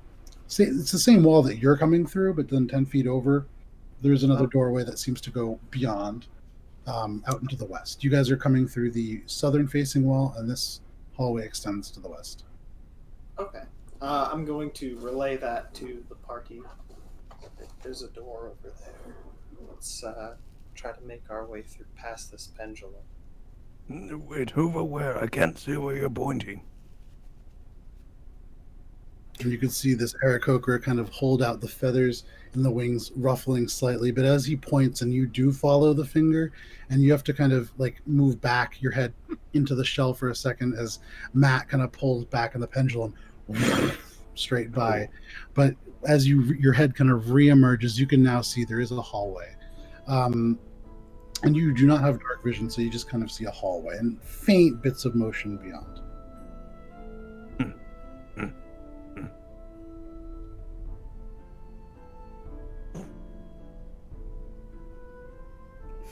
I'm gonna try to make my way across. So you're just gonna like book it? I'm gonna like fly and depth past the pendulum with my flight. Okay, so your flight speed is 30? Yes, I believe so. I think Okay. it's 50, but I could be wrong. As you enter this room, go ahead and make, I'm going to say, so passing straight through at the speed that you move through, you time it. You see the pendulum. And as it begins to move past the space, you dart out. A mighty, when you get through, and as you enter the hallway, go ahead and make a dexterity saving throw, because as you enter, you can see, spaced about 5 feet apart, there are these large swinging glaives that just, and they seem to be slightly set off timing so that they're not, I mean, it's not all at once. The hallway is 30 feet long, and there are 5 of these glaives. All right. The first dex save was a 24. 24. Easy enough. You kind of like pull back as this passes inches in front of your face. But you stumble forward into the 5 feet between. You are now in a 5-foot section of the hallway with these glaives moving on either side of you. You can see beyond there are at least 3 more, and then there seems to be another space beyond that. Still just kind of either side of you, just barely. It's a very uncomfortable situation to be in. I would say, Drew, as you watch, you can see the aarakocra, and then as he kind of stops, you can see behind him through the white feathers kind of casting enough of an image for you to see this large glaive by. It doesn't look safe anymore. But quite riveting. I'll make a wonderful story. I'm gonna sigh again and continue trying to make my way through these glaives without getting totally annihilated. All right, so go ahead, and because you are halfway through, you can no longer get a running start. Make an acrobatics check and make it at disadvantage. Okay, let me just make sure that I don't have anything that will be of benefit to me in this. You got to go kind of quick because these things are just kind of moving through. So you could take a moment to look through if you want, but Yeah, I have one thing that I'm going to use. sure. I'm going to use a superiority die Okay. and use my evasive footwork to add the number that I roll to my AC until I stop moving. Go for it. That's great. All right. And I'm adding 6 to my AC. Okay. So what's your AC overall? My base AC is 17, so I'm at a solid 23 right now. Nice. Okay. So go ahead and make your acrobatics check. Okay. I probably don't need it anyway. That was a 26. Yeah. So with the 26, you dart forwards. You time it as it kind of moves before the glaive even disappears into the slot in the wall. You're moving through. The second one, you have to kind of stop short, and it goes just like an inch in front of your face. And then the final one, easy enough, you dart, and it almost hits, and you kind of have to sink in that slight space underneath, but you slide out like 2 of your feathers left behind in the space.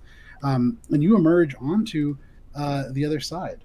The other side is just like a 10 by 10 room, and in front of it, there is just a single door. This door, black, maybe cast iron or some other form of a ferrous metal.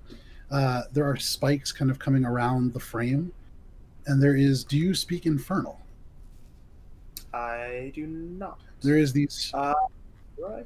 No. There are these strange glyphs that, as you look at them, almost seem to move, but when you blink, they're back to where they were. And they never move enough that you can tell. It's one of those things where you can see it in your periphery and not when you're looking directly at it. There is a single, what looks like almost like a ring that attaches to the door, and you'd imagine you can pull it open. You see no lock, and so you'd imagine it is easy enough to open. For you, Tina and Drew, you can see the aarakocra now kind of passed and out. You actually, I would say, Drew, you no longer see the aarakocra. You just see swinging glaives. But what are the two of you doing? Are you dead? Who, me? No, not. I know you're alive. I'm very much alive, sir. Our winged friend, is he still? I can't see him. He appears to have made it through. Well, Did we happen to have any potions starting with? You did not, unfortunately. All right. There are certainly potions within this structure. Awesome. Badges. Badges. Come here. Crawls into your hand. What kind of gecko is this? Is it a leopard gecko? That's the research that I did. So it is a Mediterranean gecko, but slightly larger. Okay. Say, Badges. Badges here. I'm gonna set him on the floor. Go on the other side of the swinging things and just stay there. That's where you're safe. All right. Just crawls off.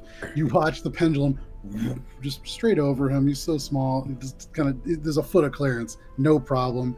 You can see he stops, kind of looking to the sides, the glaives, and then just turning again. And then suddenly, just kind of underneath and into the darkness. Matt, you kind of watch and see behind you this slight flicker of movement, and you turn, and looking up at you are these large, dark eyes. The single tongue just kind of licks over the face and disappears back into the mouth. It's kind of gecko. And then suddenly turns and seems to be looking back down the hallway. And then I'm gonna look back and say, All right, now good luck. and I'm gonna slam my fist together and wild shape into an earth elemental. All right. So you watch as this turtle, you're starting to think, like, how is this turtle going to get across? Not terribly fast. And then suddenly these two, you can hear the knuckles pop as you make the fists. And as they crack together, it's almost as if the sand at your feet begins to swirl around. And this whirlwind, it's thicker and thicker. And all of a sudden, there is no turtle there anymore. And this whirlwind seems to take shape. The sand suddenly coalescing into what is an earth elemental, although still strangely has a bit of a domed back, and you can actually see almost like elements of the face still very turtle-like. Here and there it kind of crumbles off and reforms, but earth elemental turtle. I'm gonna turn back on last time. Good luck. And are you just Nice. glide down? So there is this, and suddenly it's almost like the sandstone blocks begin to crawl up the elemental's legs, and it's not. It's the elemental just disappearing through the ground, and the stone block is broken and kind of misplaced where he went, but there's nothing. And then all of a sudden, Matt, from where you are, you see the gecko, and just kind of scatter about 3 feet to the right. And suddenly there is this kind of rumble and vibration before this earth elemental just emerges about 5 feet beyond in the actual room itself. And you watch as the gecko kind of turns one more time and then just kind of begins to scale the earth elemental. I'm gonna get up from my sitting position that I had taken as I was waiting for them, thinking, like, I've got some time. These two are going to go out. Make my move. Make my mosey over. I would say, Drew, you notice as you approach, this aarakocra is sitting in a kind of unusual way. Where you're from, mostly due to the fact that there's a lot of turtles, people don't really sit cross-legged, and so it does look kind of odd to you. And you can see the arms bent. It is almost like a meditative position. But you guys are now across and in this small space in front of this iron door. Tina, what are you doing? You're now alone in the space. The gecko has abandoned you. The turtle has abandoned you. Kind of dust myself off and take a look at it for a minute, and I want to put on a show. I wanna like dance acrobatic my way through it. Sure, make an acrobatics check.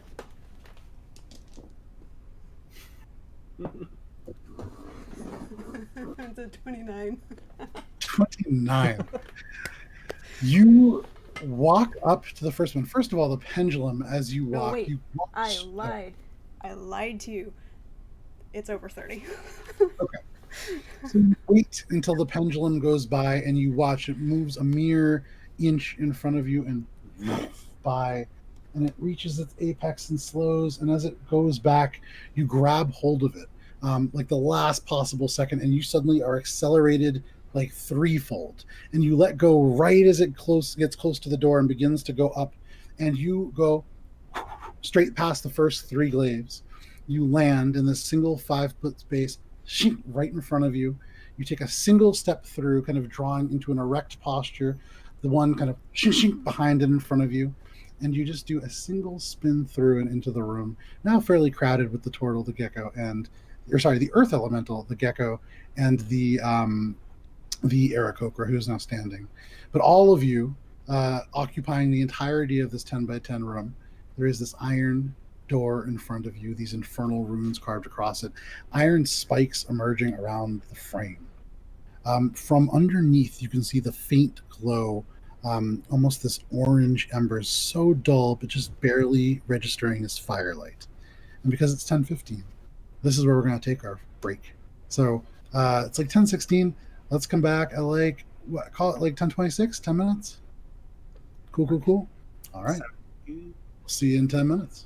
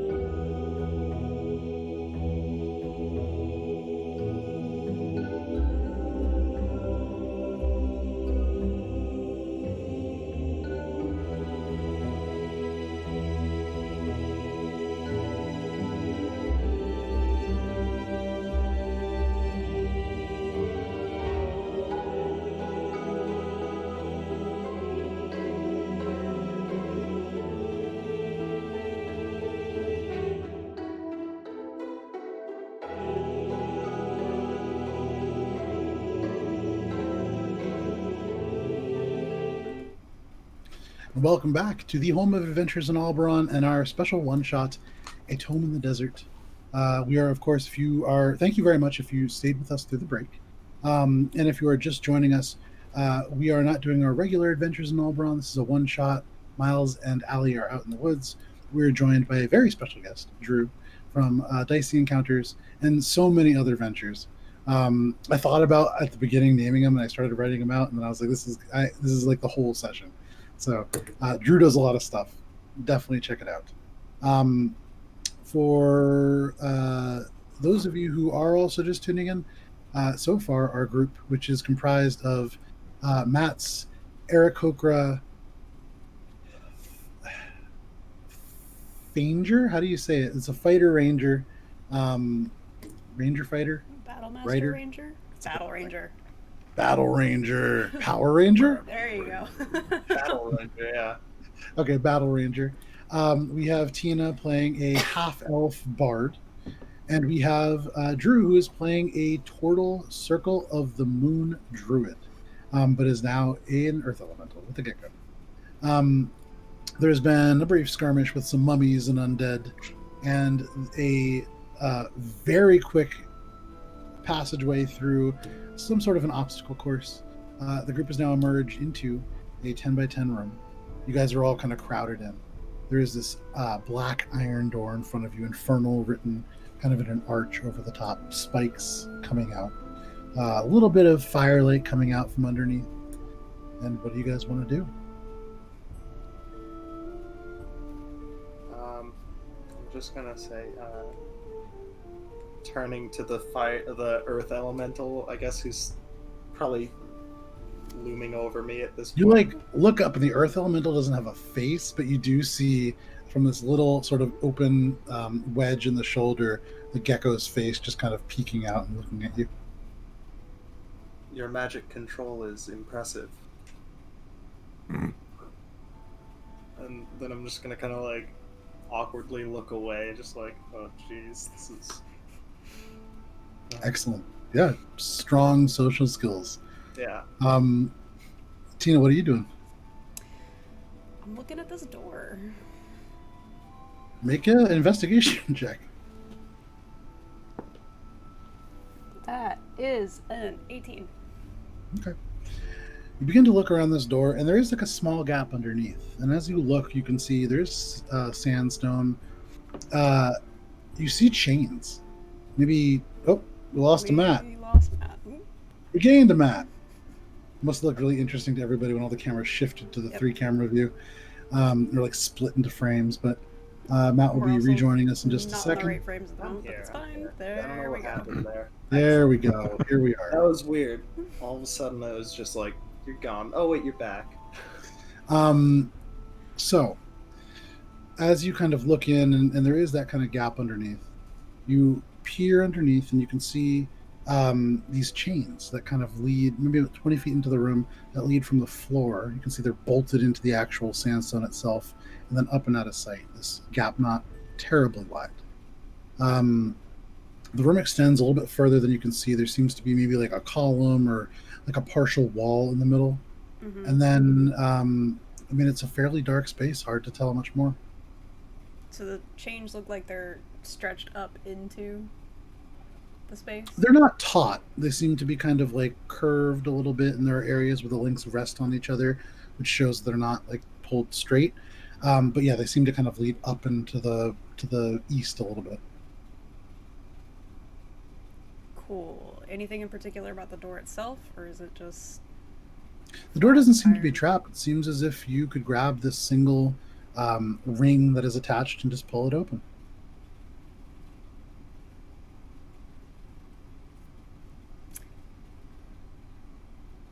I don't suppose either of you speak Infernal, do you? Or read it? Of course not. Why wouldn't you? That's why you have me. And is it in a place where I can reach it? Yeah, it's about 6 feet up. I'm gonna cast Comprehend Languages. Sure.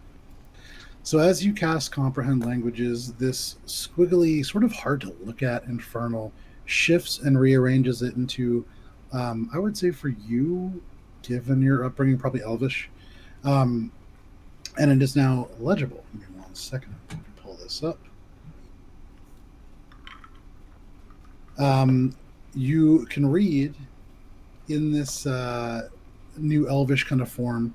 There is what looks like it must be a name because it's not something that's immediately jumps out at you, and you would imagine as part of the spell. If it were a word, it would be legible. But it reads out Auracastus. Okay. And that's it. That's it.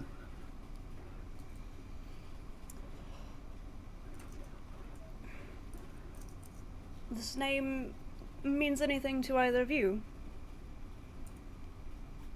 Can I make like a history check? I would say, Drew, go ahead and make a history check. Okay.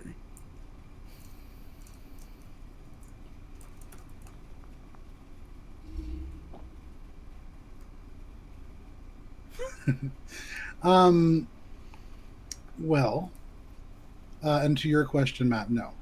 But you think back, and in your rock form, if this was to be a cartoon, it would kind of zoom in, and there's a single kind of stone gear that is turning over, not terribly quickly, and it doesn't really ring any bells. I would say, Tina, if you want, you can make a history check at disadvantage. Not something super within your wheelhouse, but possibly given your upbringing. Would I have 16? been? Doesn't ring any bells to you. Would I have It's a been weird name, briefed not on local. anything? I'm sorry? Would I have been briefed on anything that might be helpful in this situation? This is sort of an unexpected experience. None of this is anything that you've been briefed on. Granted, when you were given your briefing, Matt, Mhm. You were just given sort of details about what you were going for. Not the things that I would face. Correct. Okay.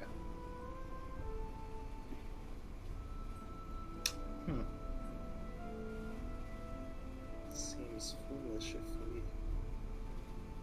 come all this way only to be blocked by a phrase. You want eye break? Don't think we need to break it. If we really just want to go through, should be able to open the door. But What does this say? Auracastus, I believe. Or Castus? Cactus. Yes. There was once a grand tale of a cactus, and we found its great lair. Very tall, very noble, this cactus, I've heard. We should keep moving, regardless. If we can't find a way through, we should end up eventually forcing. After you, sir. I'm gonna see, like, is there anything else, like, along the walls? I'm looking up to see if there's anything. Make a above us perception that I can, check. like, fly to try and open this door or cast this. That's a 24. 24. You make a very thorough search of this 10 by 10 room. The ceiling's only, I mean, you're in a cube of a room, so it's like 10 by 10 by 10. Yeah. You go up with your wings. You examine the ceiling. You trace your fingers along the ridges of these sandstone blocks. You don't find anything. It doesn't seem as if there is any kind of traps or triggering mechanisms or hidden doorways that you can necessarily discern. And I would say, given that roll, you feel pretty confident about that. Well, not confident, more disheartened, I think. You feel confident that the danger lies, if there is danger, beyond this door and not within it. Right. Okay, well, I guess we should go ahead. Do we just Okay. force it through? and you watch as this large stone hand just reaches out and grasps the black iron ring, 2 little fingers, and the entire door swings open. And this door, considering the size and the material, swings almost silently. This kind of, and as you can now see into the space a lot better, the fire that you had cast, Tina, the fireball, the remnants of it are kind of dying down into embers, and so it is still fairly dark. But you see in the middle of the room, there's a large sandstone, almost like a throne, rising about 20 feet up. Across it, there is a statue kind of lazily draped, almost like a lion, very sphinx-like. You can see there is, now that you're really zoning in on it, this almost stone tail coated in dust, cobwebs kind of hanging from the tail to the throne. You can see what look like large stone paws kind of draped over one of the arms. The dark iron chains seem to go from the floor and around its lower limbs. You can see this room rises up probably about 60 feet. The ceiling's just on the edges of your vision. You can see also there is what looks like a it's like make you made a perception check, right? What was that roll? Matt? In the other room, Yeah. there's a 24. 24.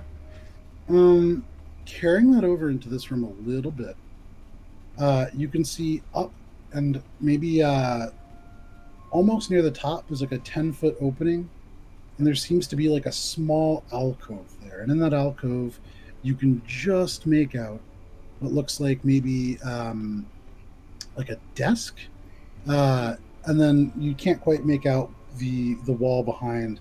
And then in front of the desk, there seems to be like a very dusty, overstuffed chair. Although from this distance, you can't make out too much detail from there. But aside from that, you don't see any doorways leading out of this room. You don't see any sort of additional things. And then as you cast your glance up, there seems to be another statue actually above the doorway on the interior of this room. It seems to be almost like a huge, like a carving of a cloak, almost, as if it had been hung and now draped over. Okay.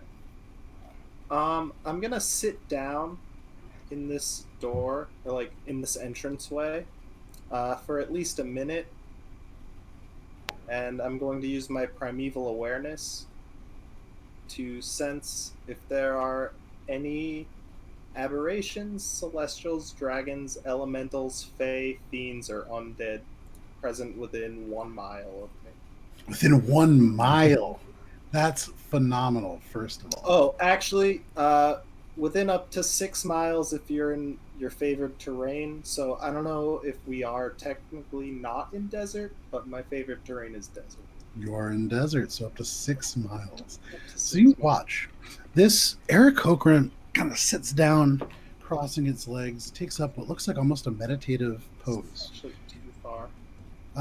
As the eyes close and you kind of expand your consciousness outwards across the desert, you feel your awareness spread. You are no longer within just the simple kind of room. You feel your consciousness pulled back, and you sense the desert around you. For 6 miles is a big radius. And Yeah, I it's like flushed too out big for what I'm Alderaan a trying to lot. do. Actually, I didn't realize it was 6 miles. Like, obviously, I am looking for more of like a 6 feet, like room. In the space. Not paying attention to the current element. I can see it all. next to me. So, as your mind expands out within the Kuatar Badlands, there are vague sort of energies drifting through, specters perhaps that seem to almost flitter from stone column to stone column. And then a little bit to the east, you sense within the mountains there a lurking presence high up on the peaks, like a mile up.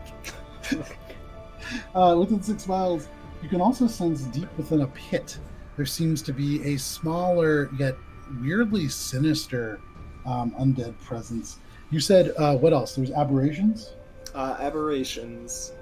Let me find that list. Okay. Last, Aberrations: celestials, dragons, elementals, fae, fiends, or undead. okay.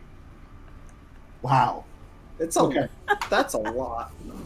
At the outstretch of that radius, the 6 mile apologize. radius, in an area that you guys would have passed, it is this sort of what looks like almost an old, like a terracotta style, or no, sorry, not terracotta, adobe style, like a chapel almost up on a hill. Mm, You sense that there is a celestial presence. okay. More pressingly to you, within this actual structure that you are within, you don't sense anything in the room immediately within. Yeah. You don't sense. I mean, you don't sense any presence. Okay. Oh wait, you said elementals as well? Yes. Yeah, So- you sense this elemental standing right next to you. Actually, while he's in that meditative state, I would have liked to have like shrunk down into the ground and then like got in front of him and just my head poked out. So weird, like you're kind of doing this meditation, and I would say actually, given your training, you do feel this entire process happening, and so you are aware before you open your eyes that there will be something, and you can easily put together that it is your turtle companion. I'm gonna sigh and then open my eyes. Okay.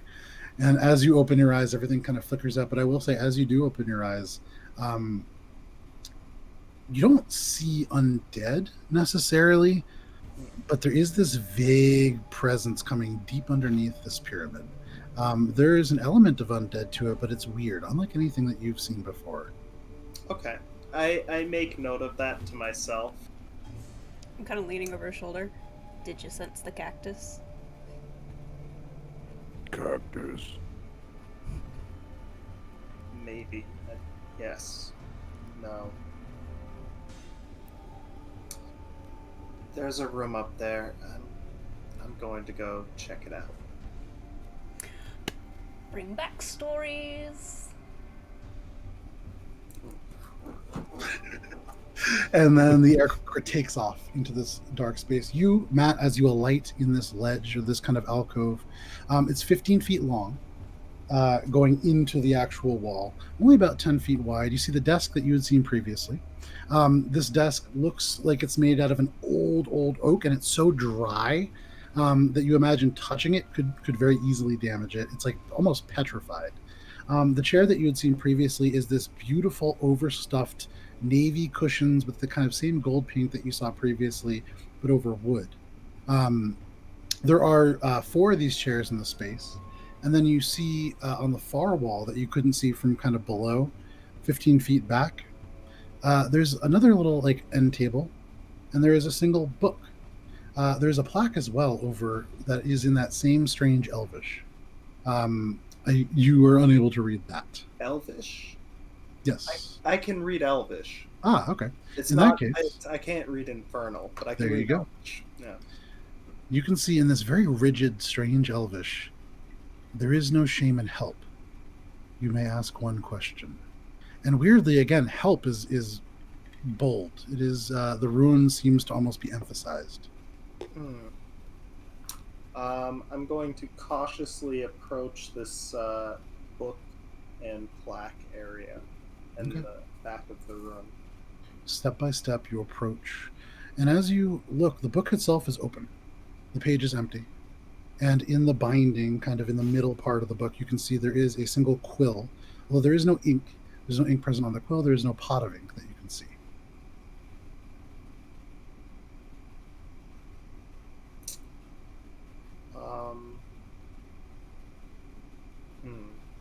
Okay. I'm gonna take the quill and I'm going to prick my, I guess, finger wing bit. Yeah. I'm gonna write in the book a question that I don't want the other two to hear right now. Sure. So go ahead and send that to me in a message. Okay. While all this is happening, you see, the aarakocra and then kind of disappear. At this point, probably about 3 or 4 minutes has gone by, and you haven't heard anything. I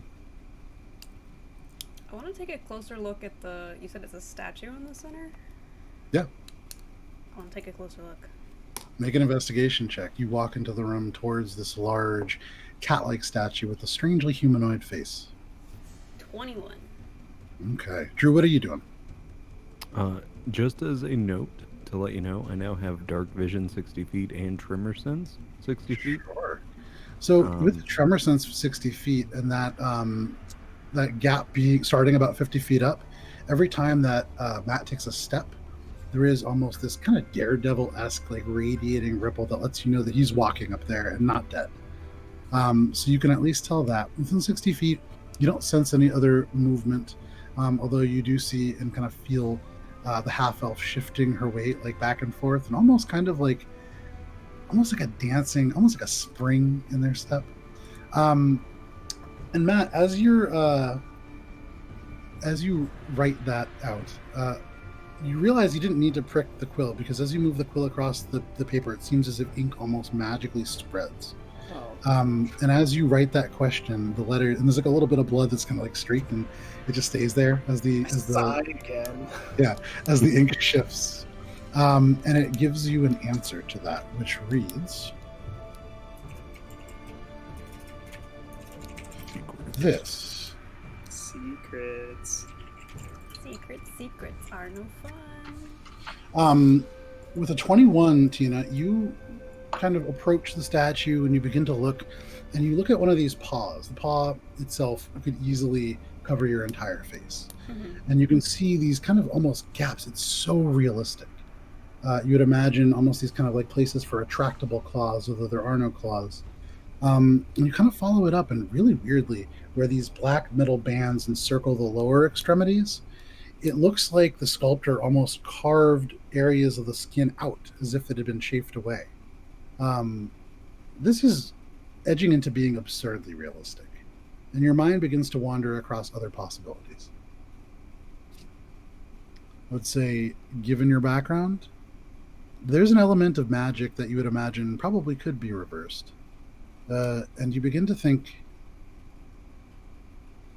it may be a good idea, it may be a bad idea, but you imagine touching this statue would have some kind of an impact.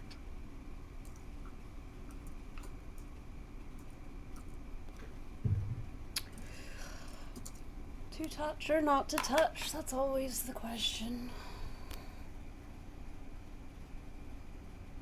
I'm not touching it. For the time being. Drew?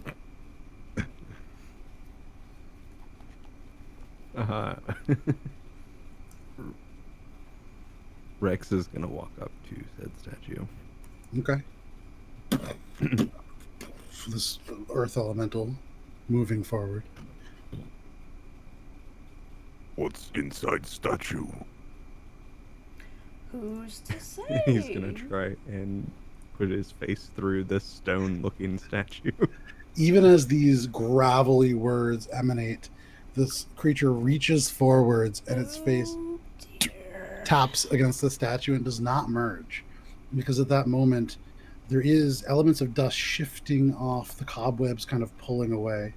While all this is happening, Matt, you read another question in the book and nothing happens. Okay, I'm going to fly back. Okay, so hang on. You're still kind of writing your second question. The Sphinx unfurls in this oversized throne. And you can see the muscly lion-like form stretching out.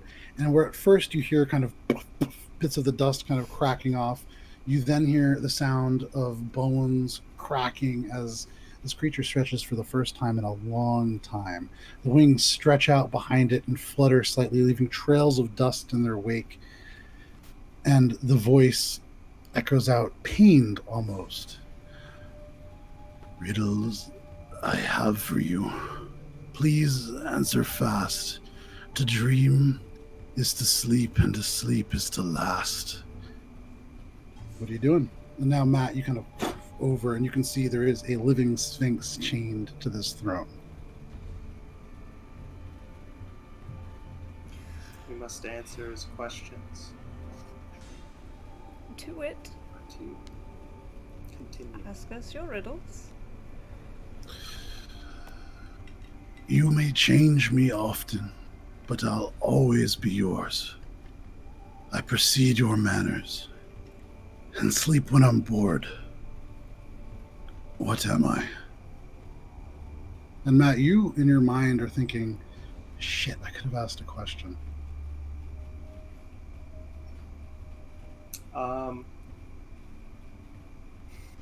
I'm gonna. How heavy is? I mean, you're an elemental, right? How heavy are you, roughly? Hefty. I was asking Tina. Not hefty. Okay. I'm gonna fly you up and be like, come with me. Are you allowing yourself to be transported? To adventure. She strikes a pose as you hoist her up. What is your strength, Matt?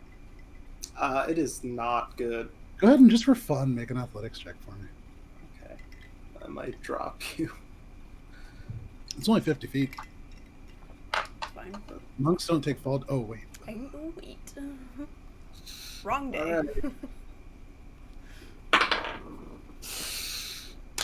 That was a 3 minus 1. I set my goals very low for you, and still you came short. I told you I have scrawny little bird person. I will say, with that roll, you don't make it off the ground. I mean, your arms kind of close around, and the aarakocra that you've spent some time around recently are all pretty buff. You've seen them move people around like this, like no problem. You get maybe like an inch off the ground, Tina. Your feet don't quite leave, but you would imagine it's probably going to be a little tough moving anybody up there. I sigh. Well, that was disappointing. You want me throw? As suggestive as an action that might be, let's hold it as a reserve, shall we? Okay. Well, there's a book up there, and you can ask one question, and they give you the answer. Question, you say? I suggest we go up and ask a question, namely the riddle. You can see the Sphinx now. Again, there's a slight kind of... and it seems to be shifting, almost uncomfortable within these chains. So Rex is just gonna start moving towards the wall to go up. Okay. What is the wall made of? Sandstone. Okay, yeah. So I'm gonna half stick out of the sandstone and then half on the inside and just like elevator myself up. So you watch as like Skyrim clipping, this earth elemental half merges into the wall and then begins to elevate, like bits of the sandstone rumbling down, leaving like a broken trail in the wall. And you just emerge onto this shelf about 50 feet up, and you can see there's a desk, there's 4 chairs, and then off like a small table and a book. You could see a quill kind of hastily down on the side. There is something written in that book. Ah, it's still there? Yeah, the second message didn't disappear. Ah! And as you get close and you look down, can you read... What language did you write it in, Matt? In Elvish. Okay. So you see Elvish. Probably because, yeah, it was... The stuff's written in Elvish up above, right? Yes, yeah, that makes sense. It's Elvish. I am going to, in the most daintily way, attempt to write as an earth elemental this riddle. The arm goes out, and you can see nobody is up there to see. Patches watches as you take 2 large stone fingers and reach for the quill. I'm going to say, given your form, go ahead and make just like make a sleight of hand check. Sleight of hand, yeah.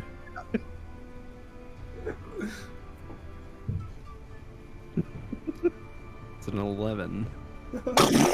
Your fingers crush the book and the desk as one, just kind of into a small. Almost, I mean, you flatten the book. The pages, because of the force on the end close to the binding, just kind of burst from the force. Elements of the paper kind of ripple out, and you broke a magical item. Congratulations. Oh, Your attacks are considered magical, correct? Yeah, and there's siege. I'm a siege monster, so everything deals double damage. So the book, after the first initial kind of, the pinch doesn't quite stop, and all of a sudden the binding ruptures. And from your guys' perspectives, you see 3 or 4 pages just down from the top and settle into the dust. You can see the Sphinx actually look up, and you're not sure in this dark space if it rolls its eyes, but it might. I just let out the biggest sigh that I've let out this entire time. I'm just Dust swirling. I broke. Seems our adventures continue still. Could you repeat the riddle? For the hard of hearing. You may change me often, but I'll always be yours. I precede your manners and sleep when I'm bored. What am I?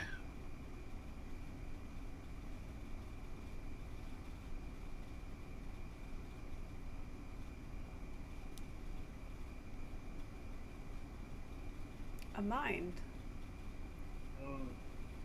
And all of a sudden, Tina, as you say a mind, suddenly you can see in the wall off into your the east wall, this kind of crack appear in the wall. Just one, like the long edge of a door.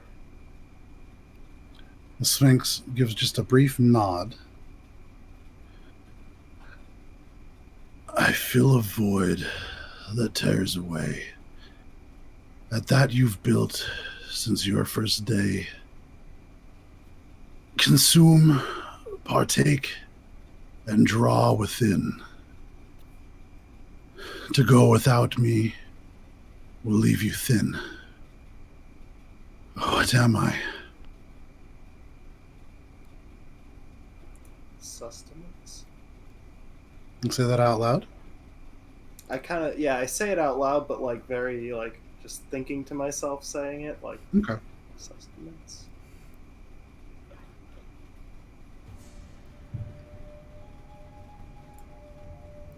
And then for the players, I fill a void that tears away.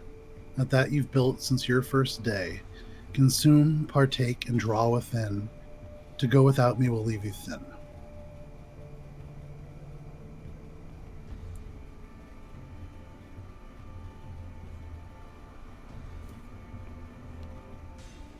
What are you guys doing?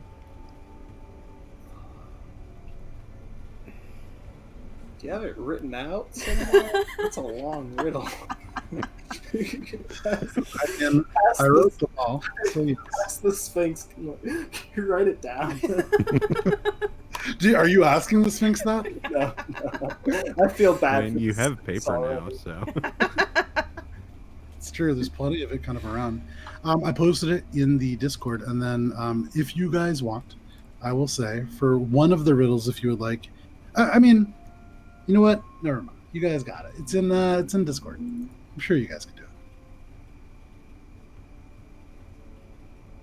I mean, I guess it is. Is it food?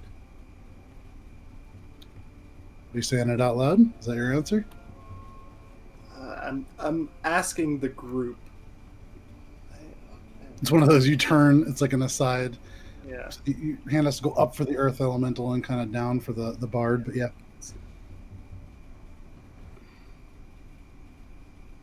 I like food. Food seems good.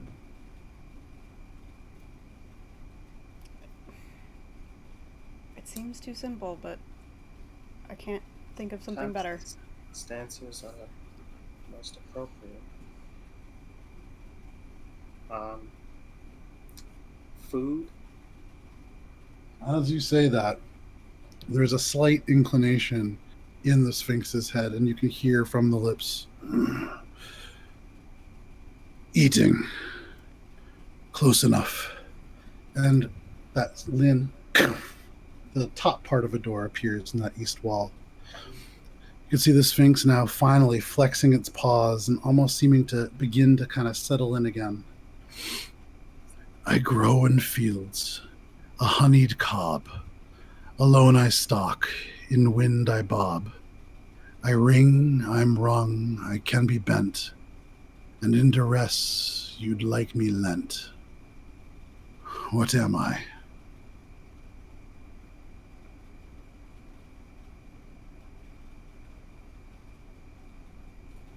You see in the earth elemental just a brief, and the mouth kind of hangs open now.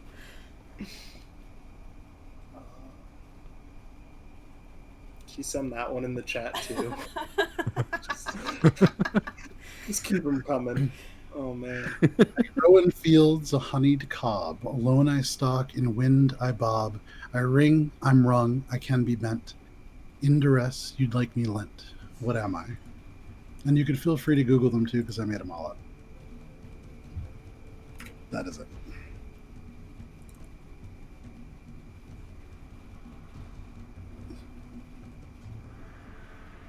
And I don't know if Miles is watching, but I focus grouped these riddles, so I know they're not too hard.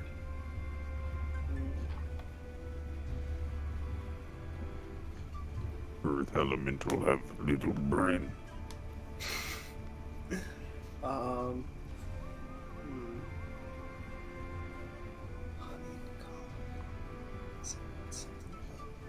Cornfields. What's this line about ringing?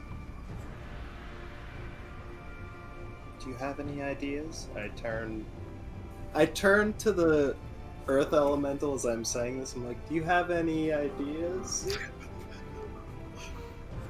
He's just standing there with mouth just open, the gecko just staring at his face. Like just the tongue comes out and just licks the eye briefly. The earth elemental is clearly broken.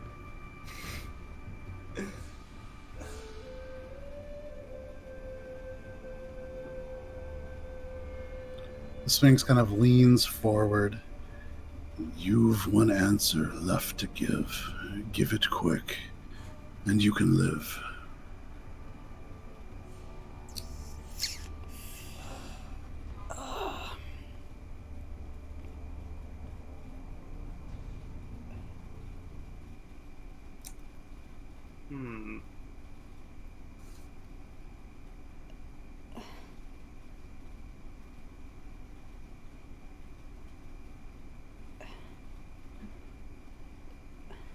I would say if you were to look in the chat, somebody is kind of on the right track. You mean the Twitch chat? Yeah.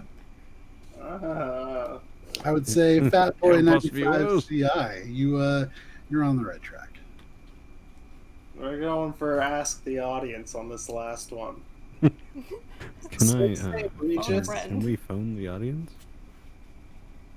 That's what I was thinking. Yeah, you know what? If you guys really want to, I would say between your connection to the earth and being able to cast your mind out and consider the creatures around and what their input might be, and given the fact that, Matt, you're in your favorite terrain and you've already stretched your consciousness out across 6 miles. I've existed beyond this realm.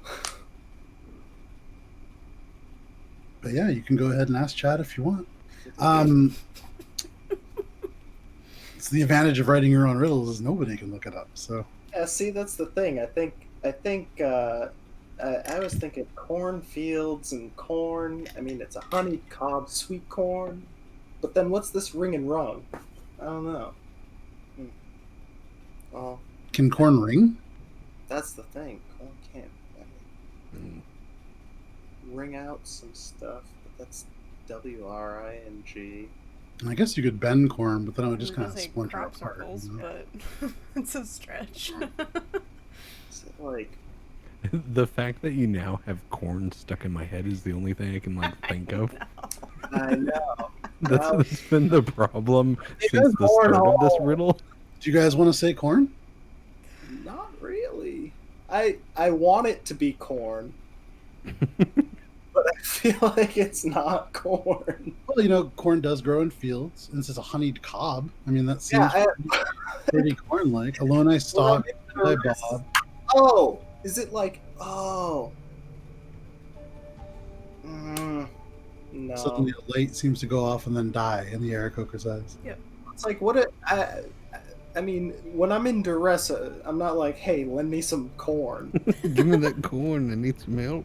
So if you're in duress, what do you But ask an people to ear. lend you? That's what I'm thinking. Like An ear give me of corn. An ear? No. In the wind, you bob. What else bobs in the wind? Is it some other sort of plant life matter? I feel like it's plant life, right? Oh, Something like that. Interesting. wait, I mean, think we were. Tina, I think you were onto something with ear. chat seems to agree. Ear of Thinking about corn. it, it's There an you ear go. of corn, so There it you grows in go. fields, and then there's something to this corn, and there's something to the ear. Yeah, you can ring an ear. You can. Yeah. You lend an ear when someone's in duress. Bend your ear to something. Yeah. Mm-hmm. Yeah. All right. Let's go with I that. stand by it. Who's saying it? I'm gonna, do you want to say it? You came up with it. No, don't. The earth elemental still broke upstairs. I don't even look this time. I just know, so I just sighed. Just, is it an ear of corn? As you say, an ear. The final ridge of the doorway appears, and you can see there's almost like a. The Sphinx exhales loudly, and it begins to kind of settle back into its place. You'd imagine if you did want to, you might have time to ask it one question, but you can already see the dust beginning to drift up from the floor and back to coat it, as it seems to settle back into a. Being held here against your will. So even as it begins to kind of coalesce into a statue again, you can see the dust is drifting back up, and the relief seems to almost relax the tense facial structures. It does say, "What I am binds those I hold. To obey laws they've been foretold. An angel's kiss could break the spell. But by normal means this will not be quelled. What am I?" And it seems to fall back into its statuesque form, the face into a locked position, and it is again a statue. But beyond, you can see now the stone sets back and then falls into a little bit of a crevice, descending slowly, and you can see beyond. There is this sort of wooden platform in a shaft of sunlight.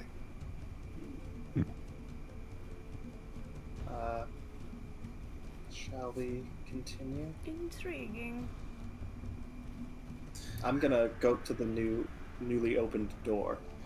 Alrighty, so you guys move to the door. Great job on the riddles, both, or all of you guys, and also chat. Thanks, fat boy. Yeah, everybody together did it, so that's what really counts. Oh yeah, team effort.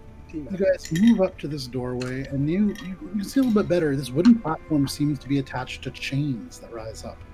This shaft of light is, in fact, sunlight.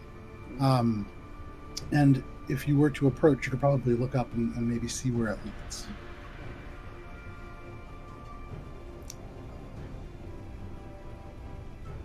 Is I'm it gonna. suspended out, or is it just a platform? It's kind of on the ground. Okay. Without stepping on it up close, and I want to look up. Okay. Without stepping on it, you get right up to it. Your toes maybe an inch away, and you look up. This seems to rise 100 feet, 200 feet. You would imagine it leads to the top of this pyramid. You can see there seems to be not sky, but stone above, which means it's not open to the air, but perhaps windows or some other kind of entryway. Mm. Don't see anything else. Where do the chains go? Are they bolted into the Chains ceiling? go up, and they go up. Yeah, they seem to disappear into the ceiling. Although, again, it's 250 feet up. That's a distance. It's hard to tell. Got Are you it. concerned about this platform? It seems like take us up. Seems to be a bit of a lift, if you ask me. But You look hesitant to step on it. well, yeah, I'm not just gonna step on things I don't know where they go. Who would ever do that? Well, I would generally agree. However, we did answer the riddles, and this is the only path forward. He makes a point. I'm gonna step on it. As you step on it, it begins to slowly rise. I'm gonna make my way on so that I can just kind of hover up. Sure. Okay, you Go. kind of hover up. Yeah. Drew, what about you? It's rising. I'm gonna put 1 foot on there and then put like half my weight. Okay. Put half your weight, and there is a brief moment where the platform's ascent slows but doesn't stop, and then it kind of resumes. Okay, then I'll put the other one on in full weight. And it's awkward because your foot is now kind of like going up, and it's almost like at a point where it's a little bit too high, but you manage to lift yourself on. And as you onto it, again, the platform shakes a little bit, but continues to rise. It rises up, and it's a fairly slow ascent. It takes you 20 seconds to get to the top. Slowly kind of rising again and again. And there is no real change. It's sandstone all the way up. As you arrive at the top, there is a 20-foot tall room, 30 feet on one side, 10 feet on the other two. So like a long rectangle. There are small openings near the top that beam small shafts of sunlight down, indicating that you're either at or near the top of this pyramid. You actually see 4 shafts of light that fall, one every 5 feet sort of in the room. And at the other end, there is what looks like another similar lift. You can see in between you and that lift, there is a single patch of what looks like sage leaves laid down in almost like a thin mat. You could walk around it very easily. The next shaft you can see falls down upon a wooden chair with woven, almost wicker seating that's cracked apart and kind of unraveled with age and with the lack of humidity. Also, Fatboy, thank you for the bits. You can see sat upon it, there is a carefully wrapped mummified corpse. It is dead, not undead, and you know this, Matt, because you kind of expanded your consciousness and it didn't pick up. Looks to be almost like a stately sort of elf. The attire under the bandages is very formal, aristocratic almost. And one of you would actually notice very, very much it is kind of an unusual but aristocratic style. Whereas Dungannon to the north is somewhat French Creole in terms of its influence, very Pirates of the Caribbean in its attire presently. And Darkpool to the south has like a pretty heavy investment in like leather. This garb is very alien to the region. If anybody wants to, they can make a history check. I would say, Absolutely. Tina, you have the best shot at knowing this. For the other Absolutely. two, a little bit of a higher DC, Elves are one of my favored species. which is super cool, but still pretty 26. tough DC for you. 26, okay.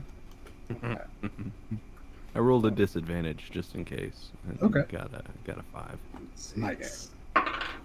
The other roll was a 7. Oh, but 7. my history's not great. What is the... Let's see. Class features. Alright. So... Oh, I guess it's not... Drew, when you look at this, you see like some fancy, kind of poofy looking clothes, and they look like they're probably pretty nice. No, I just got a 15. 15 with the 15, they look old, like very old. I would say you, given the people that you tend to spend some time with now, especially. I mean, you've been in the place that you came from amongst very old stuff. This probably older than that. Elaborate poofy sleeves, like a flared doublet with kind of like a crimson textile. You can see on the skulls, kind of slightly wrapped head, a floppy hat with small gems decorating it in lines and grids. But nothing really sticks out. Tina, roughly, this is pre-Serentilian design that stems from a different continent, the continent of Darby, far to the west. Mhm. This is across Dominion and then across an ocean, farther even than the Sunrest Islands. This hails from pre-Serentil, so probably 8 or 900 TA. Outside of that, difficult to tell, but this is old. You also notice as you now kind of like get in and really look at it, this has been very purposefully placed here. There's no real sign of traps, but you would imagine maybe this was like an assistant or maybe like an attendant of some kind, but their time seems to have passed some time ago.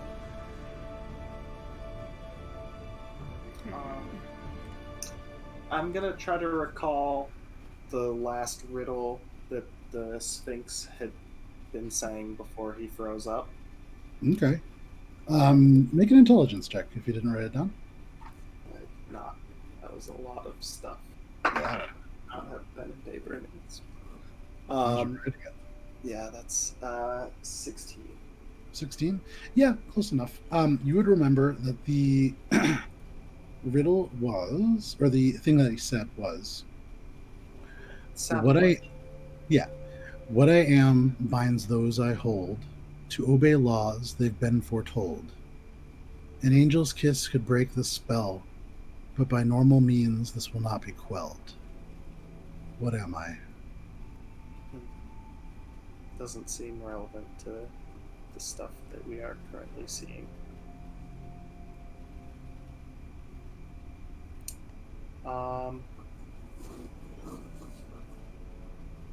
This seems like another riddle. So as you kind of examine, there's this chair with a corpse, a little mat of sage leaves, and then another lift beyond. I guess I'm gonna see what is there anything of note about this mat of sage leaves? What are you trying to discern about it? What would its purpose be? Why Make is an investigation check. it placed here in what seems like a deliberate way? It certainly does. I mean, the sage is woven, so it's a... Yeah. Too bad my investigation is not very good. That's a 15. 15? You get close to it, you look around, and kind of try to look under it. There's nothing under it. It's dried up, and it was placed some time ago, but it's not like dust, which is kind of odd.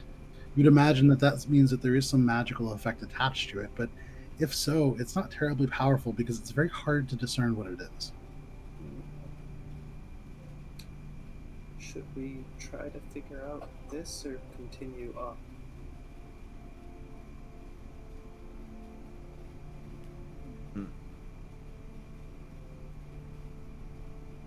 We have a body. We have a patch of leaves. Sage. Patch leaves. Sage, though, does sound nicer when you write it out. Makes for a better story.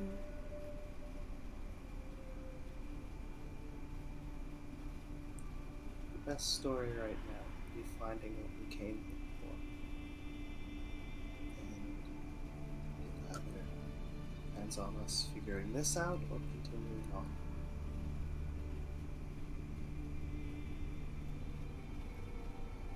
I'm gonna go to the lift.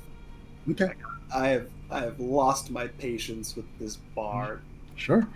You just walk past this mat of leaves and over towards this lift. Are you standing on the lift, or what are you doing?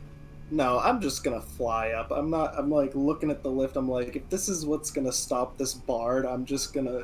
There is no opening above the lift. Oh, there. Oh, is it And going? so looking at it, you would imagine stepping on it will lead you down. Oh.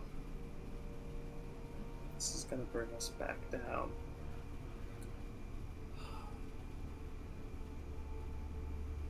Life is so terribly hard.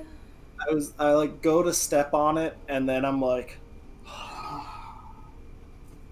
my sigh continues past the end of my sigh. As I turn around and I'm like, let's figure this out. So are you like just to finish it with the second breath, or is it just like just an extremely long sigh? It's like an echo appears where there was none, and it's just more sigh. Great.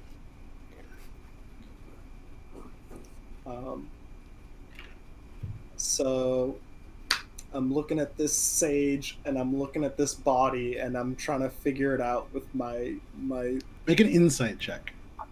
I'm just like, what?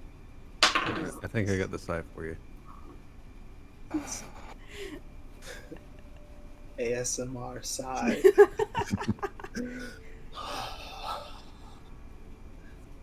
Insight? Yeah. Okay, that's an 18. Okay, you walk back over and you start trying to piece this together. You've seen the dead walk in this place. Mm-hmm. And so you would imagine that this thing is placed here to be utilized in some manner. Although, given your experience and the things that you are capable of, hard to figure out what that might be.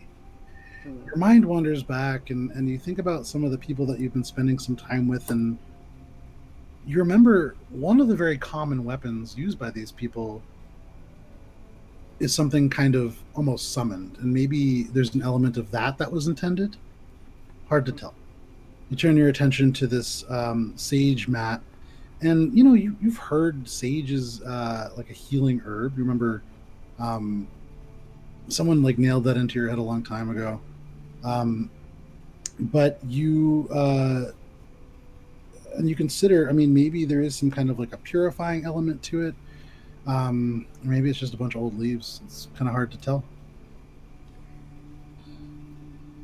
But you can tell this path, this patch of sage leaves is placed directly so that were you to walk from one lift to the other, you would cross it.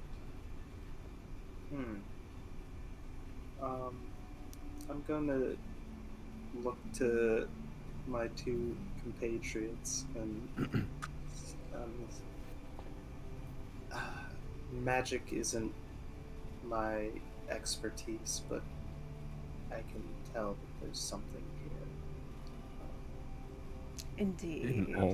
In all of my elemental wisdom, can I make an Arcana check? Yeah, go for it. All right, that's an 18. You stomp over and kind of look down. And what is your intelligence stays the same, correct? Yes, all my stats stay the same. Okay. So you look down, and given what you've done so far, you just kind of touch it. And all of a sudden, like a lot of the dust that is on top of you just kind of puffs away and settles down. And in front of you is a very clean elemental. And I would say, as a magic user, you recognize prestidigitation.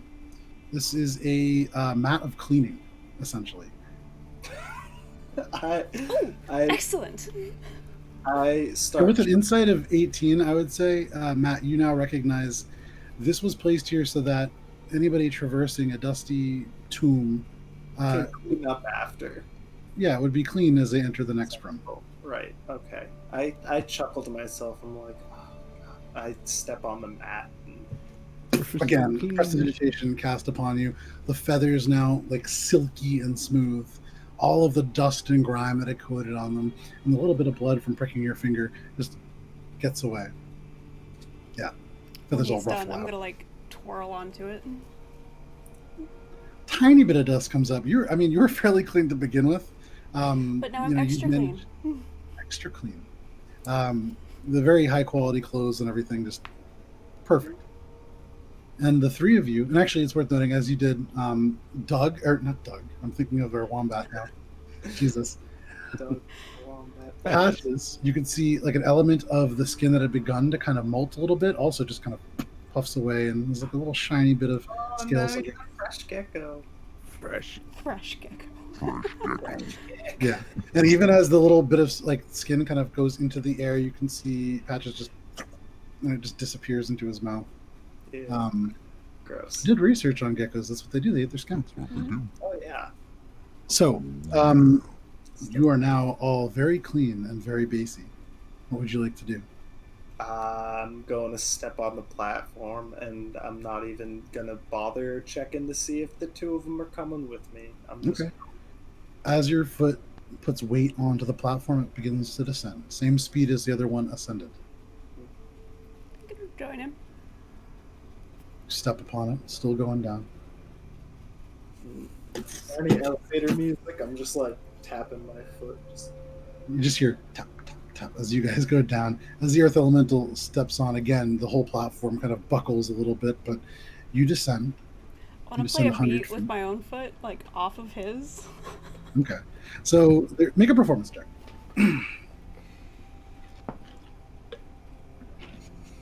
That is a 21. So it goes from like a really simple to all of a sudden it kind of, you add in your own, and all of a sudden it becomes,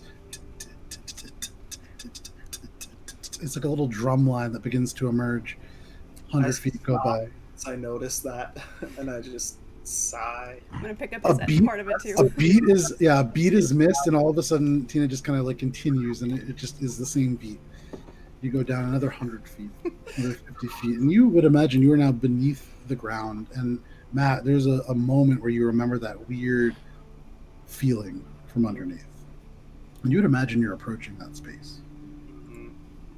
And the lift sort of begins to come down, and a doorway emerges from below as you draw level with it, kind of stopping. You see ahead of you, there is just a flat wall. You emerge at the bottom of the shaft, and there appears to be nothing. And suddenly, in the wall itself, little bits of wood begin to appear, and it's as if shattered bits of a door ooze out of the rock and assemble in front of you. It then just quietly swings open, and you can see there is a tunnel of what looks like hundreds of shifting mirrors, strings of reflective material perhaps, and as your eyes focus in, you can see dozens, if not close to 100 different threads of you. You see slight variations here and there, but these seem to be perhaps strands of different realities splitting and tying together, some just winking out of existence as others stretch forward, on and out of sight, lost beyond the shifting portal about 30 feet in front of you. What do you want to do? Seems we found quite the ending here, my friends. Shall we continue? I'm gonna start moving, continuing forward. Okay. All of you begin to go with this lumbering earth elemental beyond. The door is too short, but as you approach, Drew, the door stretches to accommodate your form. You all emerge. You see here and there, looking to the right, there is a group of you moving forward where instead of an earth elemental, you can actually see the original turtle form. There's another version where you can see just three of you. Tina, you no longer present within that group.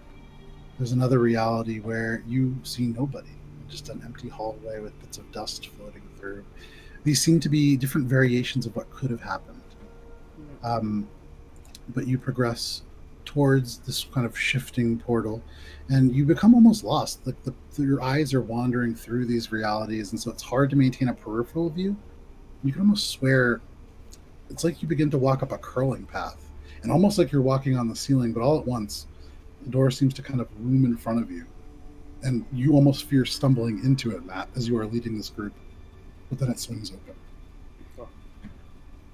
You emerge, kind of stumbling out into this small 10 by 10 room with a steel door in front of you. No sandstone here. There are walls that are a very odd form of steel, kind of a blue cast to the metal, and written in Elvish, which, remind me again, you can read, correct? I can read. And there's a Awesome. single word: silence.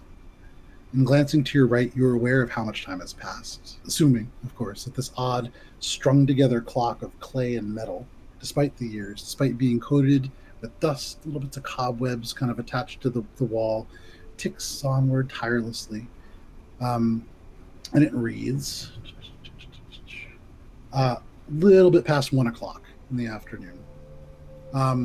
There's a slight drip of water nearby, and you notice this little bit of moisture dropping from the ceiling to the ground, causing a little patch of moisture in the shallow pool within the dirt, worn away almost over the decades, probably to form what looks like no more than a cup of water, but a little divot in the ground. Each drop just kind of carving a little bit more away, probably over hundreds of years, still holding no more than a handful of water.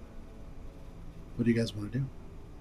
I would say right after you kind of stumble out, the other three, if you count Patches, will emerge into the space. I think I'm gonna put my hand under the drip and stop the drip noise. Okay.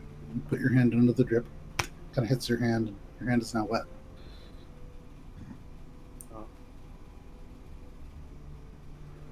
All right, I'm gonna not do that anymore since it. Take your hand away, and after a couple seconds again, you hear the water down.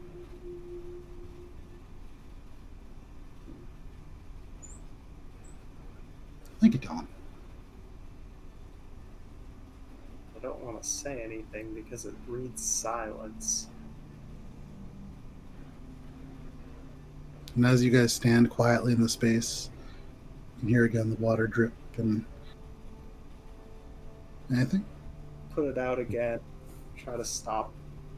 I'm gonna try to make it not make a noise when it hits. Okay, you get to a point where you're able to do it so that you're not hearing anything when it hits.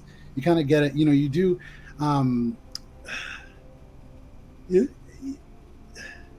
Sometimes, as a male, when you go pee at night, you kind of aim for the side of the bowl so you don't make any noise, and you try to get like a similar effect. You angle your hand so that it hits and slides at the same time, and it gets very quiet. But even through this, you become aware of the fact that there is this kind of as this clock continues to tick. All right, I'm gonna go over to the clock and inspect it to see if there's a way to stop it from ticking. Okay. As you walk away, the water continues, and you go and begin to inspect this clock. Make an investigation check.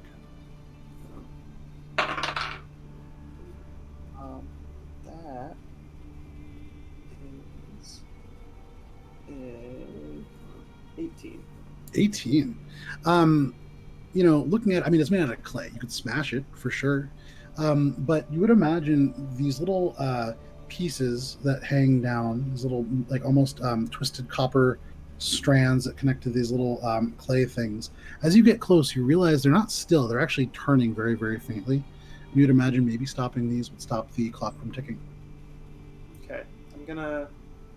Is it like light enough to pick up, or like small enough to try and pick up? Yeah.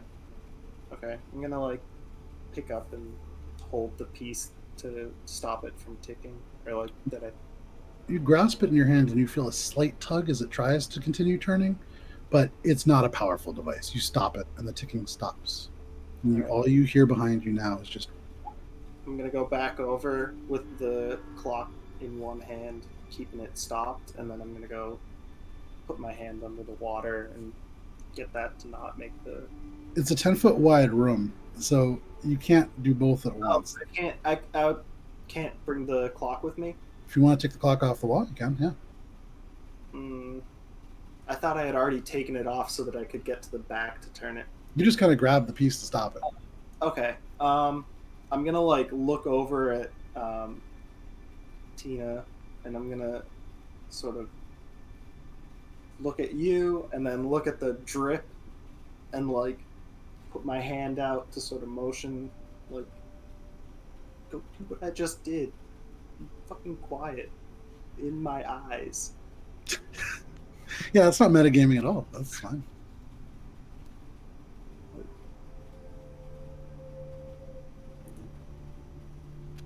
let go of the clock and I frustratedly walk over, put my hand under, and say, or go.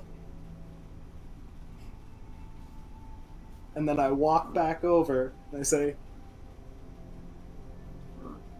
and I stop the clock again. I say, Is aarakocra now gesturing angrily towards the water? I look over at the earth elemental and I start going, like, maybe I'd have a better chance with this earth elemental. The ground like rattles and shakes.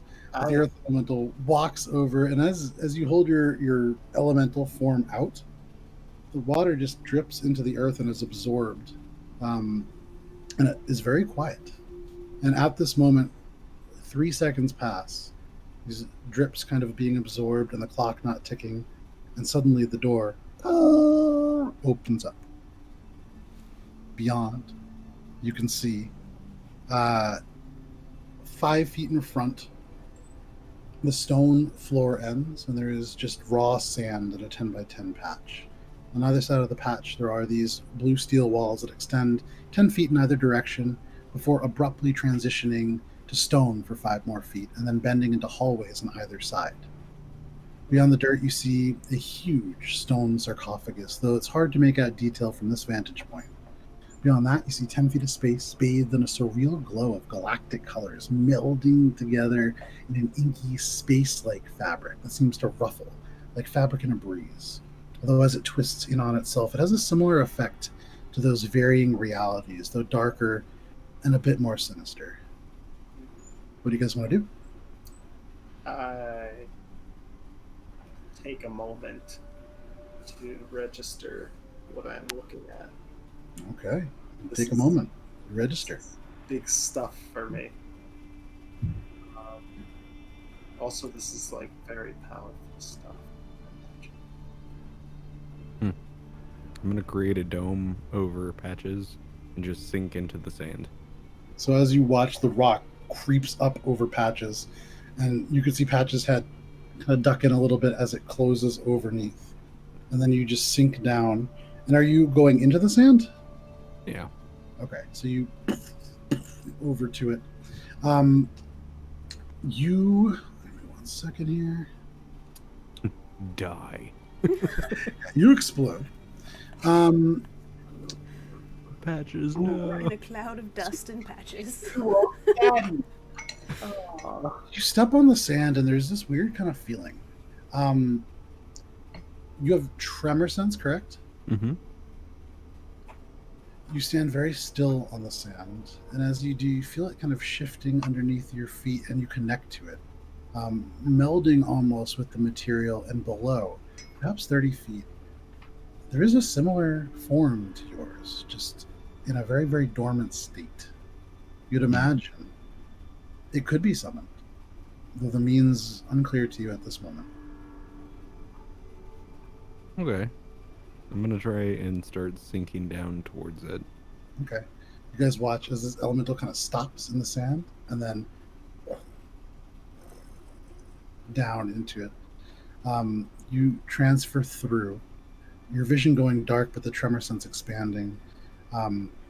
You see somewhere far away, like some kind of like a worm-like creature, just kind of living its life and moving through the sand. You go further and you approach, and you are now about 5 feet above this other earth elemental.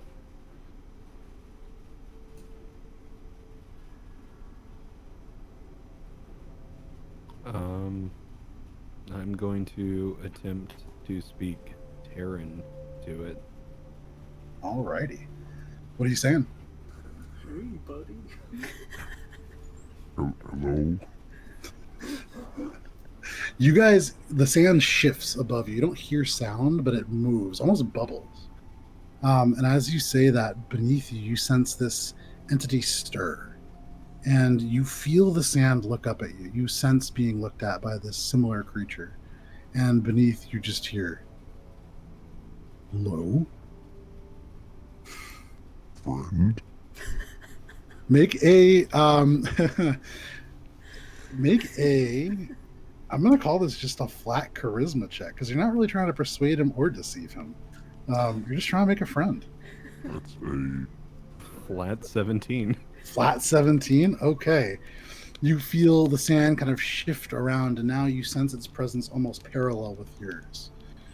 And you would imagine in this tremor kind of sense, if this were in front of you, the stone that makes up its head would almost kind of tilt in a very curious way. And you hear, friend, friend. friend. And you sense that the form, similar to your own, almost kind of in a gesture of mimicry, like a little lump kind of would appear where it is as well. Doesn't have a patches, but doesn't really understand what that lump is for. Just trying to look similar. Meanwhile, up ahead, you guys aren't aware of any of this happening. The sand is bubbling every now and then. I'm gonna this is a sarcophagus that is emanating some darkly magical mamma-jammas going on, right? I'm gonna, Make an Arcana check. I mean, it definitely some magic stuff happening. I'm trying to assess the situation, but I am not very good at magics. That's a 4. 4. Yeah. You've seen some magic, and you think back to what you've seen so far. Hard to tell, but you kind of look around for your earth elemental friend, and maybe it's like a space elemental portal or something like that. Well, there are 2 paths that are clearly one to the left and one to the right of the sarcophagus. Yep. And they go kind of on either side, not the sarcophagus. The sarcophagus is maybe 40 feet beyond where you watched your earth elemental friend just kind of sink down. There appears to be nothing between you and the sarcophagus. There are walls that extend out, and then there are pathways on the left and the right. But as you get closer and you kind of look over, you can see into the space that the sarcophagus is in. The walls extend down into 2 parallel hallways, but there are doors that lead there. There are 2 doors on the left and 2 doors on the right. However, you can see they all would open into the same space. You can see large padlocks on those doors, so they are locked. The hallways continue beyond, and you can see a little bit through that inky space a wall. And so you'd imagine you could walk on either side all the way around the room. There are many angles at which you could approach from. Okay. I'm going to making an assessment of survivability, which way seems the most safe to proceed, and I'm going to make a perception check. That's not a survival check. I see what you're going for, but I'm trying to yeah. I mean, I'm trying to be cautious. Is what I'm saying. Sure. Perception. It's a 23. 23.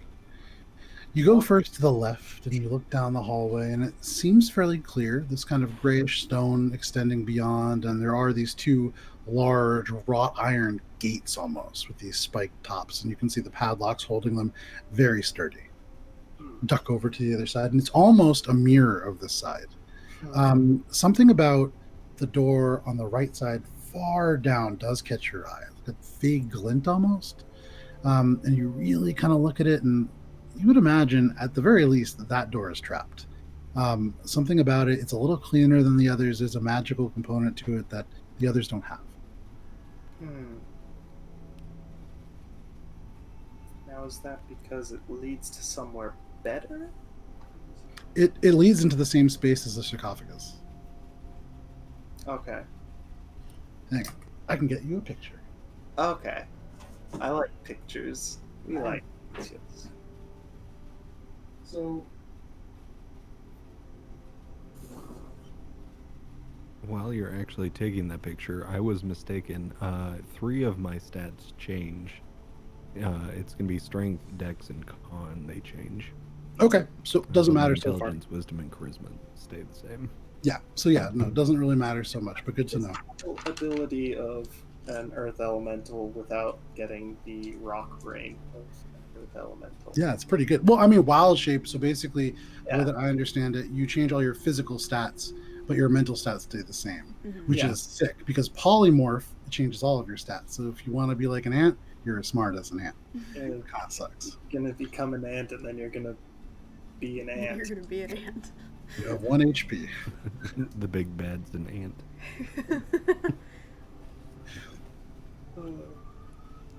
So I sent in, I can't remember if it was general or one shot, but there is a in one shot planning in our Discord server. There is this Okay.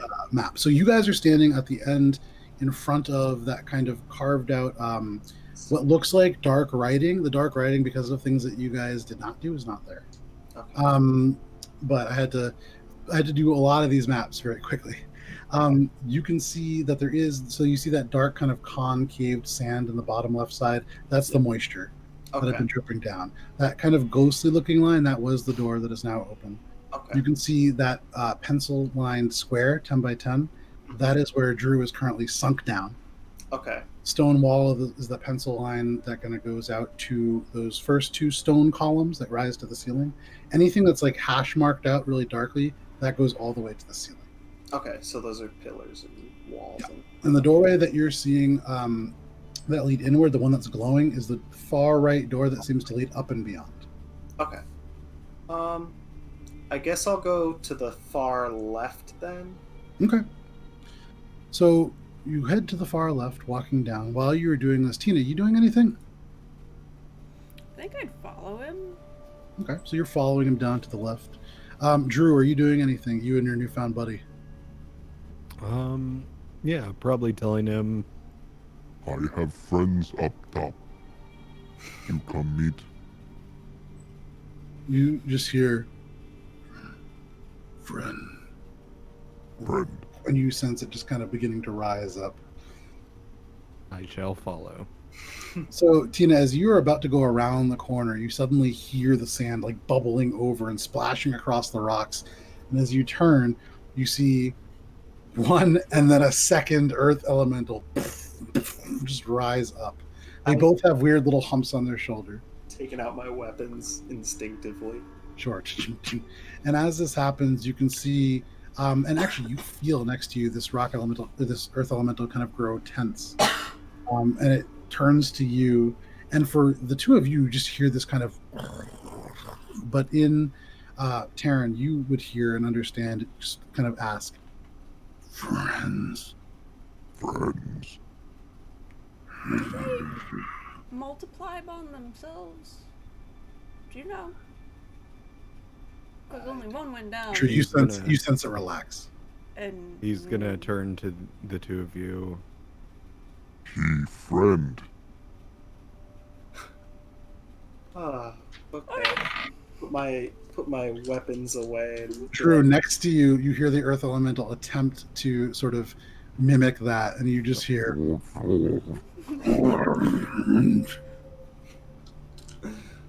want to walk over to And him. as you guys watch, this earth elemental seems to be trying to reshape itself to still have some of those like tortle features, and it looks almost like a little kid tried to copy like an actual earth elemental now. And drawing. Yeah. I am gonna give Patches some breathing room and open up the dome. And so I would say you watch as this earth elemental also kind of the head turn and look, and then its little hump kind of opens up, and you see there's like a stone blob on the inside. If somebody tried really hard to imagine, it maybe could be an animal. It's doing its best. It rolled an 8. My best friend there. We're gonna put that on the I refrigerator. love this. I'm gonna try to sigh, but I've exhausted all of my sighs at this point, so just like a little puff of dust comes out. Yeah, all your psi slots are gone for the day. But yeah, so a little What's his animated name? dust. What's Go his and see name? about opening that door. Okay. You approach that door, leaving the earth elementals and Tina behind. Tina, what are you saying? What's his name? Friend. What's your name? Friend, Derek Tall. Rex. Kind of turns its head really oddly, and then for all of you outside, you hear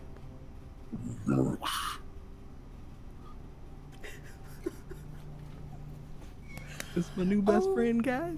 Matt, you approach the door. Go ahead and make an investigation check. He's so precious. Greatest day of my life.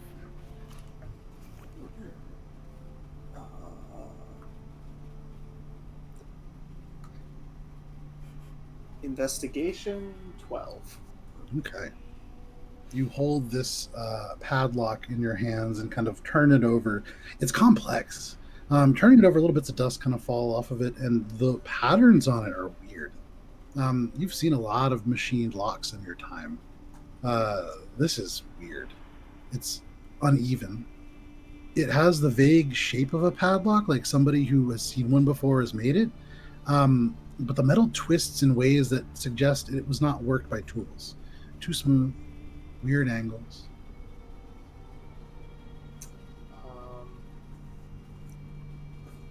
I'm gonna turn back and say, are either of you good with picking blocks?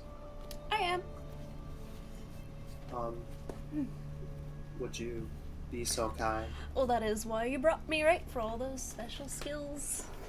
I want to, like, And bounce this- over. Yeah, Bard jollily just kind of makes her way over. Tina, go ahead and make your lockpicking check with your lockpicking proficiency. Or Thieves' Tools proficiency, rather. 9. I can't math. 27. So you, taking this, you kind of look into it. It is a bizarre lock, and you have a lot of experience. You growing up, your freedoms were very restricted. You were not the easiest child to raise, and in the environment that you grew up in, the delicate nature of things, both physical and interpersonal in your environment, led to you having a lot of locks in your home. Mm-hmm. This is unlike any that you've seen. The metal is bizarre in the way that it's been worked. There is no internal mechanisms. As you insert these things, you hear kind of like a, and whatever is within is almost organic. But be that as it may, it still functions as a lock. And you maneuver your tools in such a way you can see little bits of almost like black ichor beginning to come out, almost like oil. But you hear it's almost tear, and the metal dissolves. Well, there you go. I hope it was worth it. I do as well. And then I open the door. The door swings open silently. The metal has a weird texture under your hands. Are you stepping beyond that kind of area? I'm gonna like open it, look in before I take the step to make sure I'm not gonna like take an axe to the face or anything extremely obvious as a trap. Sure. I'm gonna make my way in. Alrighty. So you make your way into this room, or past that door. Into the back of the same room. So, You yeah. You walk to the back, and there is an area in either corner back there that's like about a 10 foot by 10 foot area that's wide and kind of open. And then a narrow hallway that connects them. You can see the faint kind of twists and shimmers of the space-like material twisting. And now, probably about 20 feet away, you can actually hear it. There are these almost like whispers emanating from it. This, and then it kind of goes quiet, and every now and then you'll hear just licks of it. And it does seem to turn and shift.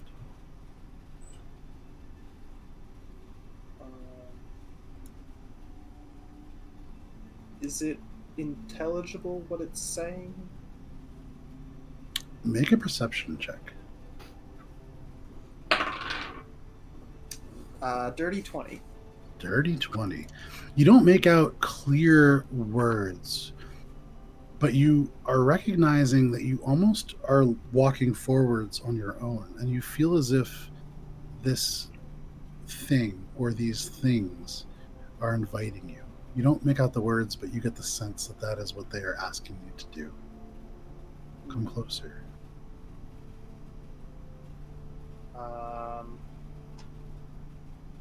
I guess I'm going to cautiously go closer against my better judgment because What'd you find? I don't know. We're going closer. you going closer? I also don't know. I'm just drawn. You get closer. How close are you getting to this material? How close am I gonna be able to get before it like turns me into a zombie or whatever it's gonna do?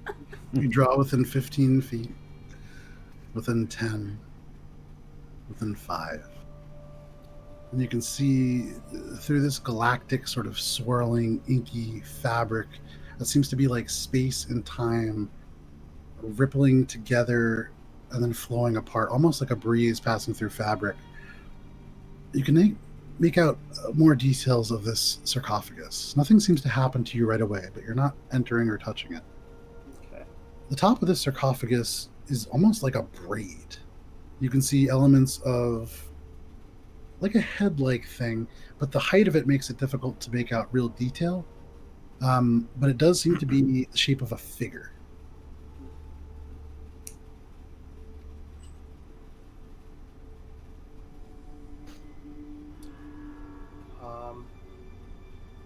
Not the other two have not come in here yet. No, so they're probably about 25 feet back Kind of and around a corner. before I get evaporated or whatever. Okay. Through here. Anybody else doing anything? Waiting to hear if he explodes or not. So far, you've Realistically heard an doing explosion. like mirror motions with this earth elemental. So it's hard because Tina, you're listening for this explosion, but all you're hearing is, and then right after, and they're just kind of mimicking each other. And there's like this weird, like, kind of thing going. And then Drew reverses, and it takes a second for the other one, and then it reverses, and they're just kind of mimicking each other at the moment. And I'm getting distracted watching this because it's hysterical and amazing, and Yeah. I love it. Okay. I guess I'll have to do this because no one else is gonna. Don't touch the thing! Don't? When has touching the thing ever been a good thing? How am I supposed to get in without touching it? Why do you want in? How else are we going to get what we came here for? How do you know it's in? I don't see it anywhere else, do you? Which of you has the highest intelligence? Raw score is 14. 14? Mine is a 12. Okay. Earth elemental? 14. Okay. I'm going to say, given your current form, Drew, Tina, even from this distance, suddenly you hear licks of what Matt had heard previously. This kind of... Go ahead and make a perception check.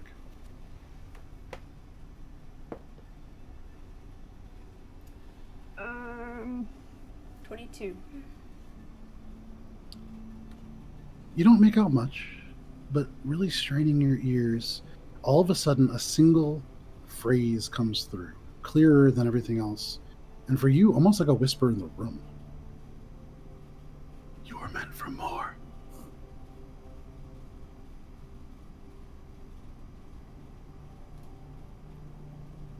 Mm-hmm. That's disconcerting. Did you touch the thing?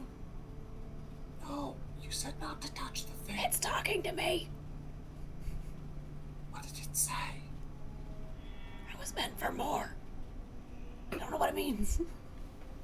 Maybe you should go through. Go through where? Over here. Come back here. But they're so cute. Oh, I found one more.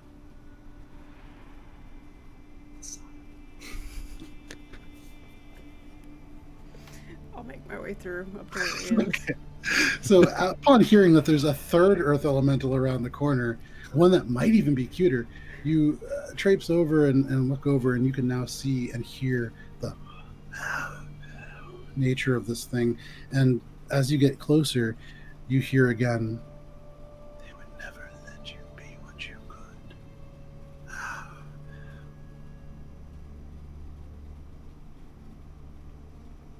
Whatever we're coming, he's through here. There's no elemental here. I lied. You're a jerk. Touch the thing. I don't care. Please, just get through this so we can leave. Touch the thing. Can we touch it? I would probably prefer that. Well, if you're so scared, I'll walk up and I'm gonna touch it.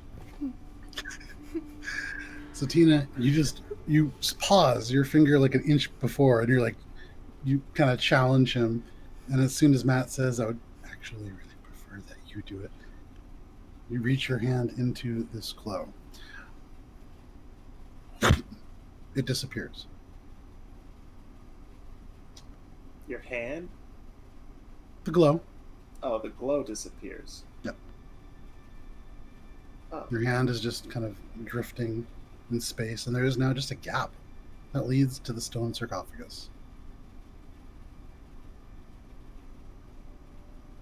What did that do? How much of a gap? I mean, from that space now, there's 10 feet between you and the sarcophagus, or the sort of head portion of where that would be. Mm-hmm.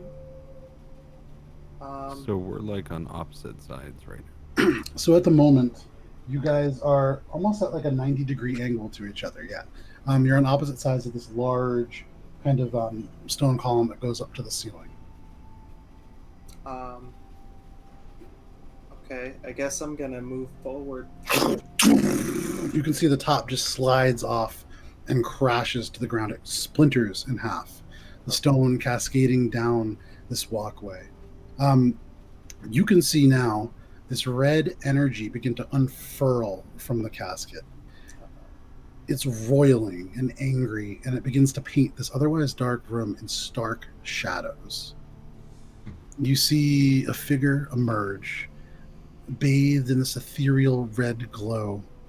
These long fingers first emerging, and as they unfurl, they are far too long for a human.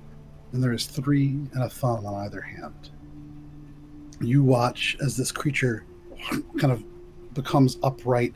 The back of it, very much this black sort of cloak. And then suddenly, these 4 black tentacles begin to kind of thrash behind. You see one of the long hands unfurl.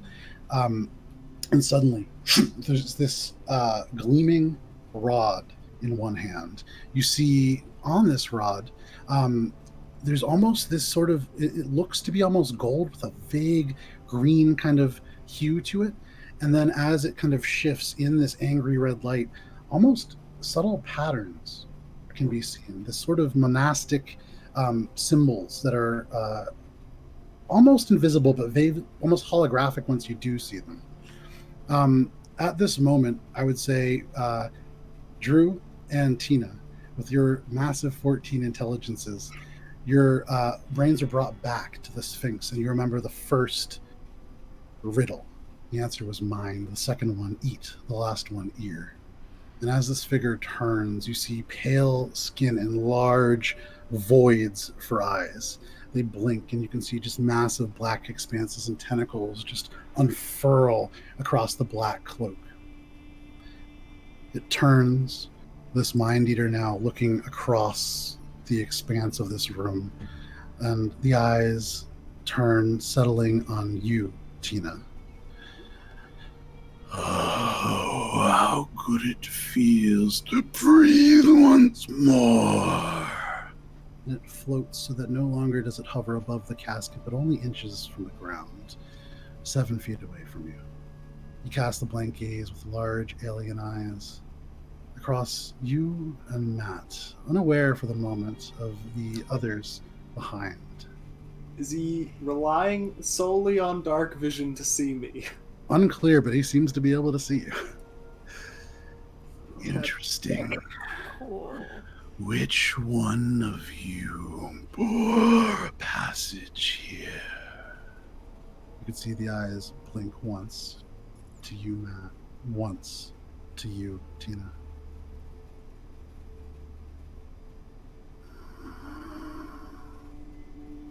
I've come for your rod. No. It turns and looks at its hand. You may not have it. I require a physical form. This one is failing me, and my mission isn't complete. Even a boundless mind requires only one shell. By brawn or by brain, you made it to me. You are each a suitable host. So choose, and perhaps I will set the other free. I'm gonna push Tina forward and say, take her, and go for the rod. So you shove Tina forwards, and at this point, Going for the rod Oh. with a disarming strike to Well, drop it. well, at this point, I will say it is midnight, Ah, and that is typically where we end. And so, very unfortunately, it seems Can I that just we will say, not be getting. Yes. my initial reaction to all of that would be cast wall of fire between myself and this thing. So, with So- its gaze currently focused on you, because Yep. you have the higher of the two intelligences and you are the preferable host, Yep. magic does not seem to come to you.